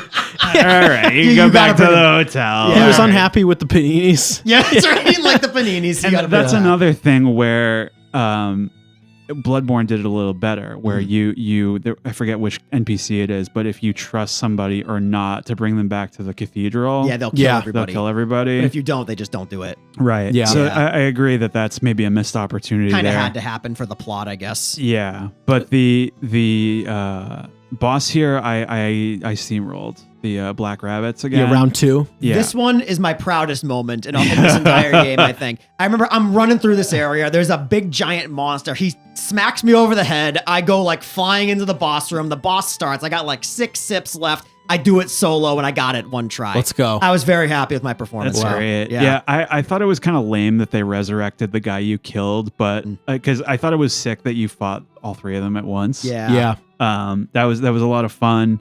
I like the boss. It's just the area was very brief. Yeah, very brief. Yeah. I mean, I don't mind this as a quote unquote repeat boss because listen, you killed the older brother. You know these guys are going to be back at some point. They say like we won't forget this or something like that. So you can expect to fight them again. So I'm not mad that I fought them again. Yeah. It just kind of makes sense. Yeah. It's like, it's one of those things where, you know, this is just a topic in media, reviving characters, right? It's just a hot button topic. The Alchemist can do it, so there is like a lore reason precedent. as to why. Do I love it? But at least it's not totally random. Well, it's also structured completely differently where you're fighting the 3 small people at once. And it's kind of in your best interest to manage that and just like take them all, like get them all to like a very low health point. Because I think it's like you kill 1 or 2 and that's when the big guy comes back. Right. Yep. So interesting that they shook it up a little bit. Yeah, I do like it. I like this boss a lot, actually. Now, I believe next is when you take a submarine to an alchemist base. Yes. Right? Is that where we're at now? The island. Kind of getting up to the kind of quote unquote kind of end here. Yeah. Kind of. This is the final chapter. I think the submarine was a cute. Did you guys catch this reference? This wasn't a BioShock reference, No, was it? I was wondering how they were going to do this, and I was a little disappointed. Do you remember the Pinocchio movie with the whale? Like, No. Wow. that's like it's towards the end of the movie, and it's like they get Pinocchio and Geppetto get it's very biblical. They go in the belly of the whale, and it's terrifying. And I was like, how are they going to do that? Like they got something cool, but like if you look at the submarine, it has like a little face. So it looks like a whale. Yeah, exactly. So it's like, and that's what transports you. And that's another thing. Like the separate island is another like Pinocchio thing with donkeys running around everywhere. Oh, that's and kind it's of really cool. fucked up and weird area, but no, I kind of thought they could have done a little bit more with that. Yeah, well, I remember reading your note about the submarine, Riley, and I just went. I did like Submarine? I did like the Gandalf thing. I have no memory. I have no memory of this place. Yeah, I have no idea what this was. I think in general, I thought the area in general was like not my favorite to play through. I thought it just went on too long. Yes, it's very long. Like, because it feels like the end. And they're like, this is another part where they have like a million like cannons pointed at us. Yes. And it's like, let's fucking go. And then the game goes on for another like 3 hours. I'm Yes. like, all right, let's wrap it up here. Yep, you're buddies." essentially like running down the beach, going into this fort, huge It kinda tower. It goes on. rocks. Yeah, it rocks. Goes on forever. Yeah, because like I feel like the music too lends itself to being the last epic hour, but it's like the last epic 4 hours. Yeah. Yeah. Yes, 100%. I didn't mention this in the music section, but I did like the music of this area a lot. Yeah. Yeah. Yeah, it's pretty cool. Yeah. But I agree with Riley though. It's just too long. Maybe they could have like gotten rid of one boss and it who would have been knows? fine, but whatever. We can talk about I the don't. bosses I now. didn't. I don't remember much about Door Guardian. This was the That's the boss one. that I threw the spinny guy. Yeah. That's funny. Yeah, that's because this is the weird boss where you can't like actually hurt him. You have to like stagger him Yeah. and get the crits by hitting his bad leg or something Yes. like I that. was Yeah, like, what that's am I right. doing wrong? Like, I'm Yeah. not doing any damage to this guy. And every hit you take gives you shock, not electric shock. no, Shock. So it's kind of an annoying fight. Not my favorite. just PTSD. yeah, I don't like that. So the next boss is actually everyone's least favorite, Oh. not in the room, but in the community. Oh, I really? guess. This is the community least. How do you favorite pronounce boss. this? Lexasia. I think Asia, something like that. I think so. I thought it was interesting. I mean, it kind of has like a Samus Aran sort of thing Yeah. where you see. So we didn't even mention Simon Manus yet. Oh shit! I forgot. One of the primary villains of this tale. He the shows. alchemist, right? Yeah, yeah. he's the leader of the alchemists. He shows up like halfway through. Yeah. And his like little bodyguard or lieutenant has this like really sick armor set Yeah. on. And then so that's the first phase of the boss. And then the second phase, it all falls off and it's actually a woman, like a Yes. tall woman. Yeah. Oh yeah. I thought that was interesting. Yeah. I struggled a fair amount with this boss, but I would describe this for me as the most fun. which is probably not a common descriptor. No. Because I just thought like I liked the one-to-one aspect of it. And once I realized that you can do the Ganondorf like tennis match with the lightning bolts. Wait, what? What can you do? When the second phase starts and she gets all the lightning powers, jumps up in the air, starts shooting like the lightning bolts at you. If you block or parry, it'll shoot them back at her. No way. Yeah. I didn't know Wow, that. interesting. That's so cool. Makes it so much smoother. Oh my God, I wish I knew that because this boss killed me over 20 times with a Spectre. Yeah, this was like a bane of a lot of the community. Awful for me. Was this boss? Oh man, this was so bad. Because she's also like, even as Souls bosses go, like incredibly fast. Yes, incredibly fast. But this was the point actually where I took I took a page out of the Future Riley book. I had to use a different weapon here. I thought the wrench was too slow. Yeah. So I trained up. I upgraded a faster weapon to use for this boss. Yeah. No, I think just in general, like once I figured out the patterns, I had the most air quotes fun with this boss. But I know that's not a common belief. I think the common belief would be the exact opposite of what you just said. Look, you saw the footage. That's right. We did. It was very impressive footage. I got it done. Now, I want to bring up a major point before we talk about Simon Manus and that boss. Sure. There's a major plot point here that I think it happens right around this point, so I'm going to bring it up now. And in my opinion, it's another problem with this game. I believe before you go to the, I almost called it the mercenary base. What is it? The alchemist base? Yeah. I believe you reveal with Mr. Panini that Geppetto caused the puppet frenzy. Yes. And now, in my opinion, so I believe right after, we'll talk about Simon Manus and how it's kind of Bioshocky and stupid, but we'll talk about it. In my opinion, there is a problem with this part where the game doesn't really give you an option to accuse Geppetto, or you don't really come ready to solve that. But can we talk about Simon Manus and maybe breach that? Yeah. Because I think right after Lexatia is when you free Geppetto. I think it's right around here. They're around the same time, I think. And that's when you find Geppetto, and that's when your opportunity would be to interrogate him, but you don't. Yeah, and I just think this is kind of another misplay by the game. I thought what this game was going to do was if you did enough with Vanini to understand that Geppetto caused this, you could accuse him, but you really don't. You just kind of unlock him and go fight Simon Manus, or it's the other way around. I don't care, like but yeah, I don't know. How do you guys feel about this? I think it's misplayed or like miswritten. Yeah, missed opportunity. Riley, do you want to take this first? Yeah, I think what I would say that you kind of hit the nail on the head with. Vanini comes to the conclusion because it's not really clear like how did this happen, right? And I got the impression early on in the game that it was Geppetto's fault. Yeah. But he's kind of making it seem like he's repentant and he's not, and that's the real twist, right? And I think where the missed opportunity is, I had this later, but I'll just say it now.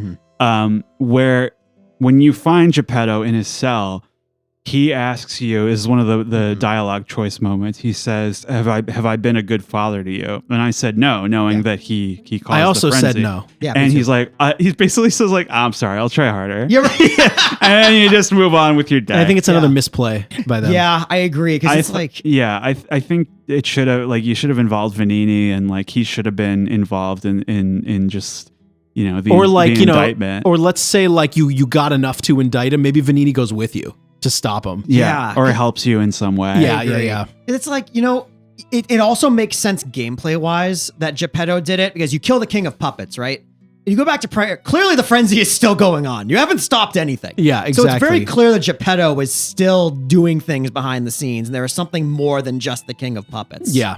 So I don't know. I generally agree with you too. There should have been a little bit more there. Do you know what else? Go ahead. This reminded me of this whole area reminded me of the end of Resident Evil 4, but like not as bad. Yeah. Like you go to an island and it's kind of like balls to the wall, like guns that's blazing. Exactly what it is. And it's kind of structured a little similar to the castle in the middle of the game with the cannons and shit. Yep. And this is kind of like, this is one of those just like, reveal after reveal after reveal. And it just feels like could have been maybe thought out a little bit better. So do you want to talk about Simon Manus? Sure. Oh, sure. I called this the Bioshock part, or I called him, I guess you fight the T-Virus guy. Yeah. Yeah. But go ahead, Riley. Yeah. You mentioned that like his motivation is that he wants to become a god using ergo with a big sigh. And it's true. It's like so often in games, like that's like the motivation. It's like, I thought it was kind of weak. Never seen that one before. Yeah, exactly. But I think there's a really cool reference to the painting creation of Adam with the god and the guy touching fingers. Yes. And they do that like when he powers up. Yes. I was like, oh, that's so cool. I love that. And that made me a little bit more pumped than not at all. Which is like how I felt going into it. He's just like, he's not a very well-rounded character at all. I think he's poorly introduced and poorly handled in general. I think so. You see him only once or twice, I believe. Okay, the first time you as the player, not as P, sees him, he's on top of the tower after you beat a couple bosses, like just doing some maniacal laughing. Because that's when the ergo starts to like percolate. And then when you beat Victor, he shows up in the Grand Covenant. I believe is the time with Lexasia. Yeah, like he and P officially meet right there. Yeah. But you still don't really get a whole lot about him before you have to ultimately go and fight him. He's kind of like, his role in the story is, it would have made more sense if he was like the Saruman, like the kind of like front facing guy. And then it's like, well, we got rid of him. Like, who's next? Yeah, you know, right. like He's not the big bad. But I think it's just mishandled. I also thought maybe they would have solved the petrification disease with him and on a certain path, but you don't either. Not really. Because they almost give you the illusion of choice where he asks you to join him. I thought the game was going to give you if you think Geppetto caused the puppet frenzy, you can choose to side with Simon Manus instead. But they don't do either one. I'm not sure if that would have worked. Yeah, me either. I mean, I thought that's where the game was going, but yeah. I mean, do you guys? Do you want to just jump right to like Simon Manus to the end, right? Yeah. So the boss fight here, I thought was actually kind of fair. Weirdly enough, my winning attempt against Simon Manus was when I summoned a Spectre and it died within 35 seconds. Yeah. And then, so I was just left by myself for the entirety of the fight anyway, and I managed to do it. Thanks for the help. Yeah, right. Thanks, man. Really appreciate that. I thought it was pretty cool because, like, I feel like in the beginning, he's kind of a failed creation. Like, he's got these big, lumping, slow attacks. Yeah. Where he's not quite at that level of godhood yet. And then he does that, what you were talking about, Riley, the whole power-up thing, and then gets his the full G-Virus power. thing. Yeah, essentially. Yeah. Yeah, he wasn't my favorite, but he was another just like crush him and move on. Of course. Should we go to the final confrontation with Geppetto? Yeah. Yeah, let's move on. Some people like this, some people don't in the community. So I think, Riley, do you want to start with this? This boss? Essentially, the boss or the confrontation with Geppetto? Let's do first? both. Let's just kind of all in one here. Okay, so we're going to start with going to... Now, this is where you beat Simon Manus. You go down to whatever. To the basement. You go to the basement, and now you have to face Geppetto, and he tells you his master plan. Yeah. Where he says his son died, and the reason he admits to causing the puppet frenzy, because he wants to use the ergo to revive his son, and now by having you, the player P, doing all this stuff, you basically have a heart he can now harvest to revive his son. Essentially. So I think emotionally this works, but I just don't think they set this up very well. Like, okay, do you know, maybe I missed this, but I played pretty close attention to this game. What I didn't understand was like he had a son, or like his son died. Did they ever talk about it? They do a little bit.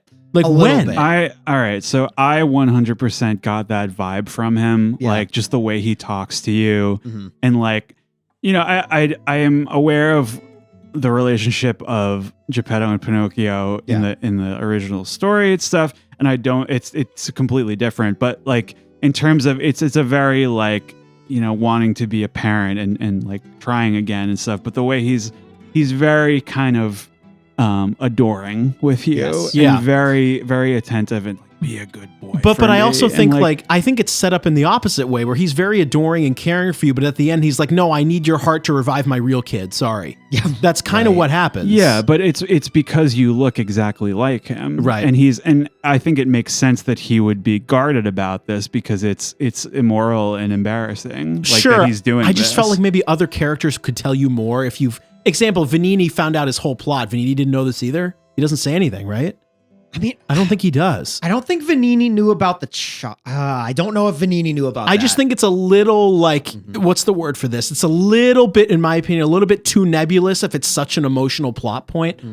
for him just suddenly being like, oh, well, I need to take your heart out of your body. I thought I would have gotten a little bit more before this happened, but you don't really. I think you get more from the specters on the beach in the final, before you head off to the final like tower thing. Yeah, sure. Because you learn that you were friends with the king of puppets. Sure, yeah. Stuff like that. You kind of learn that, but I don't disagree that it wasn't handled super, super well. Yeah. But I get what they were going for, and I think on an emotional level and on a plot point level, it works. Yeah, I think what they tried to do, I understand it. Yeah. Right? Yeah. I think it works. I mean, do we all want to talk about how we all said "fuck you, Geppetto"? Yes, that's right. And now my original Instagram story where I want to stick my foot up his ass. I'm Damn like, right we did it. I chose that option. That's right. Right. So there's a couple ways you can handle this, right? Well, I think couple as in there are literally two. Yeah. You either fight the final boss or you can give Geppetto your heart and it's game over. Mm-hmm. Well, not game over. The game ends. Credits roll. The credits roll. So I guess we can talk about the boss fight version. Yeah, first. we all said "fuck you." So Riley, boss. I'm really sorry to say this, fellas. This was another one try. I cannot freaking believe that's that you did this in one unbelievable. try. I sent you the footage. You Yeah, did. No, I know. the footage was correct. Like The footage, it was legit. it wasn't doctored. It wasn't AI. It was right. and it was. I think I was just at that point where I fudged my way through the second half for sure. Yeah. But the first half, like I thought was very understandable, and timeable. And I think I was just very engaged with, as far as final bosses go in these games, like it would hit personally like so close to home that I had kind of put two and two together where Geppetto, where his motives were. Yeah. And like the whole thing about having this facsimile of his son being the correct or the truer, more human version than literally like he has like his son's decaying body sewn up and he wants to bring him back to life. Sure. And that's where the final conflict is. I think it really puts such a beautiful bow on the whole experience. Yeah. And I think it was a great way to end it. And I think there's basically 3 endings depending on like where your humanity is. And I think all it really changes is if Geppetto like forgives you at the end, right? Something like that. There's 2 different ways in the beating Geppetto ending, and then there's a whole different ending if you choose to give him the heart, right? Yeah. So first I'll say this boss kicked my ass. Oh, this took me like 12 hours. I had to pull out all the stops. Yeah, I me too. upgraded Aegis to the maximum. I brought out the perfect parry grinder to get it done. This was really hard because you cannot summon a Spectre for this boss. Yes. Yeah, you have to do kicked this my total ass. solo. Yeah, so my ass was grinded. Like I got folded like a lawn chair during this fight. Absolutely. But I did it eventually. Yeah. So I think depending on what you do, because you kill Geppetto. Oh no, what happens was, I don't love when games do this. Yeah. You beat the monster, but it beats you in the cutscene. Oh yeah. So you sure. beat the nameless puppet, it knocks you down, and it's gonna stab you, but Geppetto takes the hit. Yeah. Not because he wants to save you, but because it's gonna stab you right in the heart. Yeah, sure. And then what Geppetto says to you as he's dying is different depending on your actions throughout the game. Yeah. He called me a failure. I don't know what he called you guys. Fuck you. Yeah, Like, I don't know what he called you guys. There was but also like, there's one part of these endings that bothered me. Like my heart was pounding like 3 times. I picked up and petted the cat. Yeah. And it wouldn't give me. There's a special sword you get out of the nose that's growing out of the painting. Yeah. My heart was pounding over and over. I had long white hair and it wouldn't give it to me. And I don't know. I thought I was ripped off, but it's okay. A little ripped off. I mean, have you guys looked into what happens if you give Geppetto your heart? Super. Everyone creepy. at Hotel Crop becomes a puppet. It's awesome. It's really odd. And you play as his son. Yes. Yeah, which is really creepy. Yeah, so it's odd. they go into. I appreciate them going into it. Yes. And you know what? It's an interesting gameplay choice too, because the boss is so hard. If you really just like can't do it, and if you don't want to bother doing it, you can give Geppetto your heart and end the game. You would still technically get the credit roll. That would feel bad. I would feel bad doing that, but you can do it if you want to. You can if you you can. want. You really can. Yeah. So basically, It's almost like Bloodborne, actually. You don't fight Gurman, you can have him kill you instead. Fuck that. It's kind of like that. Right. Yeah. Right. Yeah. So that's pretty much the end of the game. And if you win, we didn't mention Sophia's little plot line. Yeah, sure. Oh, I forgot about that. She's like, dying in the tower. Yeah. And you have to like put her out of her that's another thing that influences the ending. Yes. Yeah, we think we all put her out of her misery, Yeah. right? We all did. And she asked for it. That's right. So So is she like a specter or something in the hotel? We don't know if she's real or not. Because her real body might be in the tower suffering. Yeah. Yeah, Like because something she like that. starts showing up in other places. Yeah. So I think maybe she's not real. But then at the end, she becomes a puppet. But you know Yeah, what? right. That makes me even more mad. If she can just show up in why does she just show up at every Stargazer like Melina does in Elden Ring? True. She kind of plays the same role. Oh, yeah. That There way you you can go. level up anywhere. Whatever. That's a good point. I'm over it. I wanted to mention before we wrap, I think it's simultaneously very funny and very beautiful that they do the Michelangelo Pieta visual Yes. of Sophia cradling Pinocchio like Mary and Jesus Christ. Like you ended your Dark Souls puppet game with that. That's just incredible. Before we get into maybe side content and final conclusion, can we talk about the post credits? Yes, we can. must. Dude, we must talk so about I it. cheered. Yeah. I said, did too. holy fuck. So essentially, they're teasing a Wizard of Oz, a Wizard of Oz Souls. Is that what's going on here? Yeah, like all they show you is like there's a scene on a train, and then they show red slippers clicking. Holy fuck. Yeah, I saw that and I went, yeah. They say Project Dorothy or Yes, something. Project Are we going to Dorothy, get Lies yes. of D or like what is Lies it going to of be D. called? That's really What I funny. thought about is like, what if they pull a fast one on you and like you don't play as Dorothy, but all the Wizard of Oz characters are NPCs? Yeah, I thought about that too. they could. It would be cool if they did that. I'd be that'd into be it. Dorothy's the enemy or something.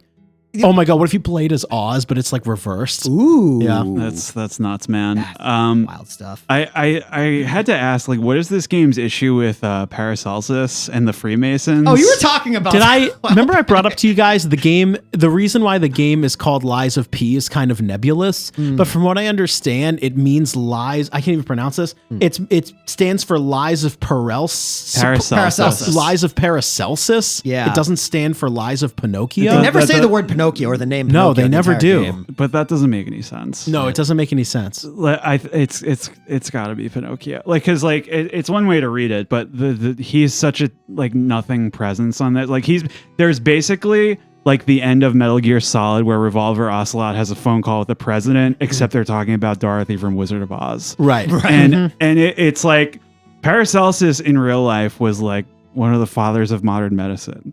Right. Exactly. It's like he had those like he believed in alchemy, so he was obviously somewhat full of shit. But he's like the secret supervillain of this story, and all the alchemist stuff have the Freemason like compass thing Yes. on I it, love which that. is interesting. Yeah, It was that's pretty funny. interesting. That is interesting. So But- I think before we get into final thoughts, I do want to talk about, like, in my opinion, there's one very thoughtful piece of side content in this game, which is the Batman plot of Vanini. Yeah. Right. And his parents were killed by a murderer, quote Yeah. unquote. Yeah. But it was actually a crazed puppet. Yes. And it was Arcoletto. Is that his name? What's the puppet's name? Shoot, what is his name? Arlecchino. Arlecchino, thank you. And you find the final plot line. There are like 3 secret doors in the game or By something. answering riddles on the phone. Yeah, you essentially the the Riddler. Trinity keys. Yeah, essentially the Riddler asks you to answer riddles on a phone. Yeah, it's pretty cool. And I if you- compared it to Die Hard 3. Yeah. Bruce Willis and Samuel L. Jackson trying to solve riddles in Central Park. Now, can you redo the riddles if you get them wrong? I happen to get them all right. I got them all right. I got them all right. Yeah. Okay. I don't know. if I'm you not can redo sure. them. But Yeah. I thought this was really cool when you find essentially the puppet murderer's body Yes. in the final room. And he Yeah. explains to you that he killed Batman's parents, Yeah, essentially, right? Yeah, but like I thought this side quest was definitely my favorite. Yeah. I thought the voice acting was really poor. But it is cool when you finally find him and he's just like all the phone wires are hooked into his Yeah. body. Yes. So that's how he's been calling you. It was pretty cool. It's really sick. One thing I'd like to mention is how helpful it was to have an NPC icon appear next to the Stargazer that they're closest Yeah. to Yep. when you're in the warp menu.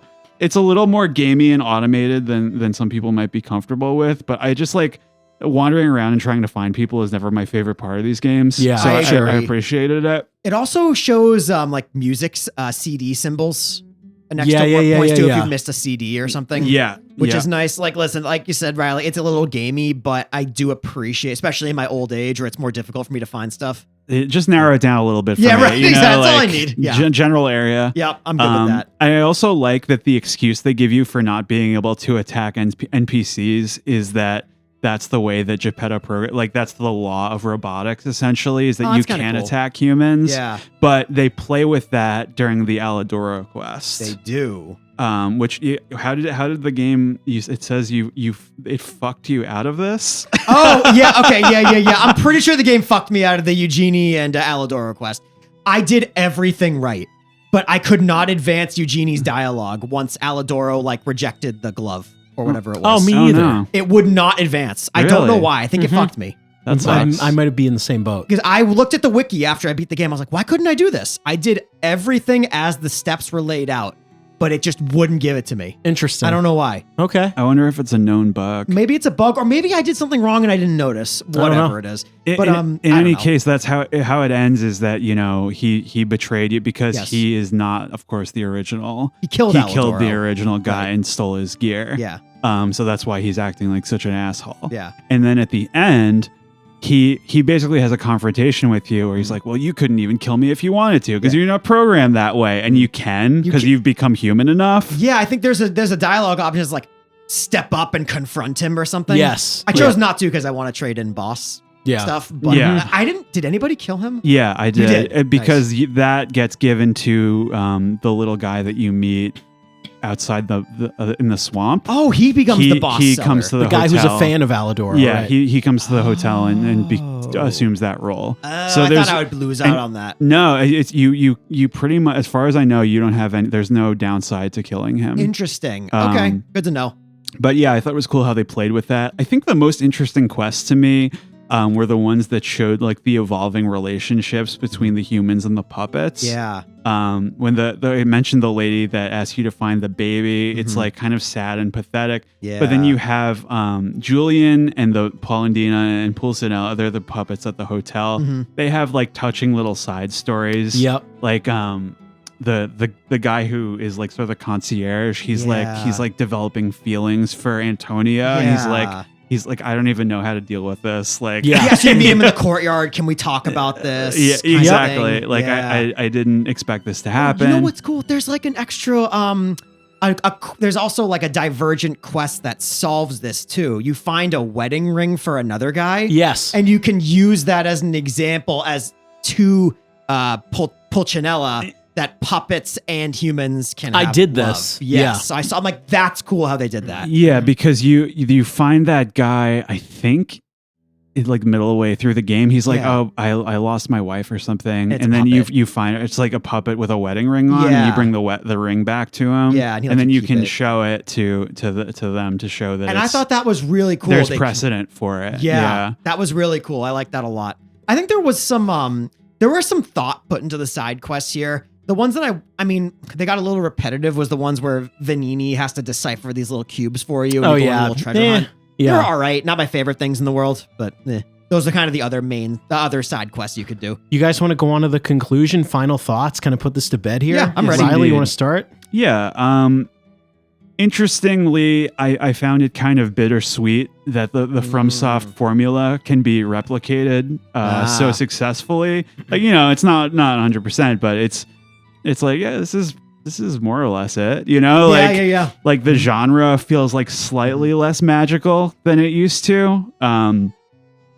Despite the issues that I've noted and brought up, it is impressive that they made this concept work as well as it did, and that they integrated so many things that I liked about past FromSoft games that, even FromSoft themselves have lost sight of. Like the recursive level design is very like airtight.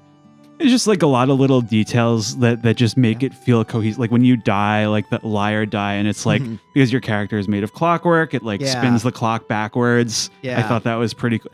I think overall it's just like there's a little bit of cracks, and the way that you engage with it and play the game. Like if you have a ton of difficulty, I can see you not being so positive on it. Yeah. But I thought it was awesome. I'm definitely more interested in this Wizard of Oz situation with the sequel than there are apparently going to be some DLCs. Yeah, Oh, we all sure. want the sequel, I think. Yeah, I think I'm good with this game. I don't feel the need to dive back in. Maybe I will when DLC comes out, but I'm definitely more interested in a sequel. Now, before we continue, like Riley, did you want to give a grade before Nick gives his thoughts, or should we all do thoughts and grades? How do you want to do this? What do you guys think? Maybe you should give your grade after you're done with your little speech. Then Nick will give his. I'm done. I may surprise you. I'm going A- on this. Wow, one. I love it. I love it. We're starting high this love that. season. I was just like compared to like so much of the other shit, like you really like there are flaws. There are absolutely flaws. There's a lot of room for improvement, but like in terms of like a cohesive product, it's pretty fucking strong. Yeah. Nick, do you want to do your thoughts and then grade? Yeah. So from the initial reveal trailer in 2021 until the demo came out, I thought this game, Lies of P, was going to be a cheap Bloodborne ripoff. I was proven totally wrong. Yeah, everyone thought that. Yeah. I don't think I was alone in that thought. I am very glad that I was wrong. I just had a great time in general with this game. Yeah, sure, there's bosses that absolutely just mopped the floor with me a few times, but aside from that, I had a fantastic time. I loved all the weapon customization. The combat clicked for me. I actually like that the parry system is not precise. I don't like having to rely on perfect parries. It's just not who I am as a person. Sure. I like just being able to face tank some hits every now and again. Yeah. That's kind of how I play. And they even pull at your puppet strings a little bit with some of these quests. I was gonna say that like beyond like just being a good game, Yeah. like there's themes Yeah. and there's themes that are different from the Dark Souls games. Right. You know, like it's interesting. Yeah, like I had some issues with the localization, and I thought they kind of played the same tricks over and over again. Like there were a lot of instances, the floor is going to fall out from under me, right? Or I Sure. kind of guessed it was going to happen. Did you guys do that one? I think it's in the swamp Yeah. where it's like it's really cruel. Where I made you have to make a jump for an item and everything but one plank is left Yes. over. Yes. I made it, but I saw someone fall and they got really pissed. It's But brutal. I think it's very funny. Yeah. So I think they reused a few too many tricks. Like most bosses having 2 health bars really got a little grating toward the end of the game. But honestly, this is NeoWiz / Round 8. This is their very first game. That's impressive. fucking nuts, Incredibly man. impressive. The bar has been set quite high, Yeah. folks. Yes. And I think, they proved something here. To make a good Souls-like game, it can't just have like a dodge roll and like weighted, whatever it is. It's got to have a little bit more heart and a little bit more attention to the finer details. And I think Lies of P does that very well. Yes. There are some flaws here, but NeoWiz and Round 8, they are now on my list of developers I'm going to watch because I want to play their next game. I'm going B+ for Lies of P. Yeah, we're going high. So I'll just finish up thoughts here, and I'll go last, and then we'll end this. I'll be very brief. This game, Lies of P, is just way more thoughtful than I thought it was going to be in almost every way. Where, when you showed us the trailer in 2021, we didn't give a shit, right? We thought this would be a Bloodborne ripoff. There's a lot of Souls-likes happening. We don't really give a shit. Yep. But I thought what happened was I played the demo and I said, this game was kind of good, man. Then I played the game and I said, man, the recursive world design's kind of good, man. Yeah. And then, you keep playing, you're like, this game has some feels, man. Yeah. It was very thoughtful. If I were to wrap up put a bow on the whole thing, the level design is thoughtful. I think as a whole, I understand what the story is trying to do. I don't think they stuck the landing for me 100%, but I understand what they were trying to do. I like the trick weapon system. I thought the enemies were creepy and weird, and I thought it was cool, and I can't wait for Lies of D or Lies of Oz or whatever we're going to get next. I'm also going high. I'm going to go B+. Nice. So Riley, you have the highest grade to start the season. Now, anything else you want? Should we wrap? Gentlemen, are we wrapping? Great game to start the season. I wished I had played this earlier. Now we're covering this about a year after it's launched. Yeah, and Riley? I think it's great. Yeah, I've just been regularly recommending this to people who play Souls and just saying that it's a lot less dumb than it seems. Yeah, it's actually quite thoughtful. Okay, so that's going to do it for the Season 6 premiere, and we'll catch you guys next time on Goddamn Gamecube. Thanks.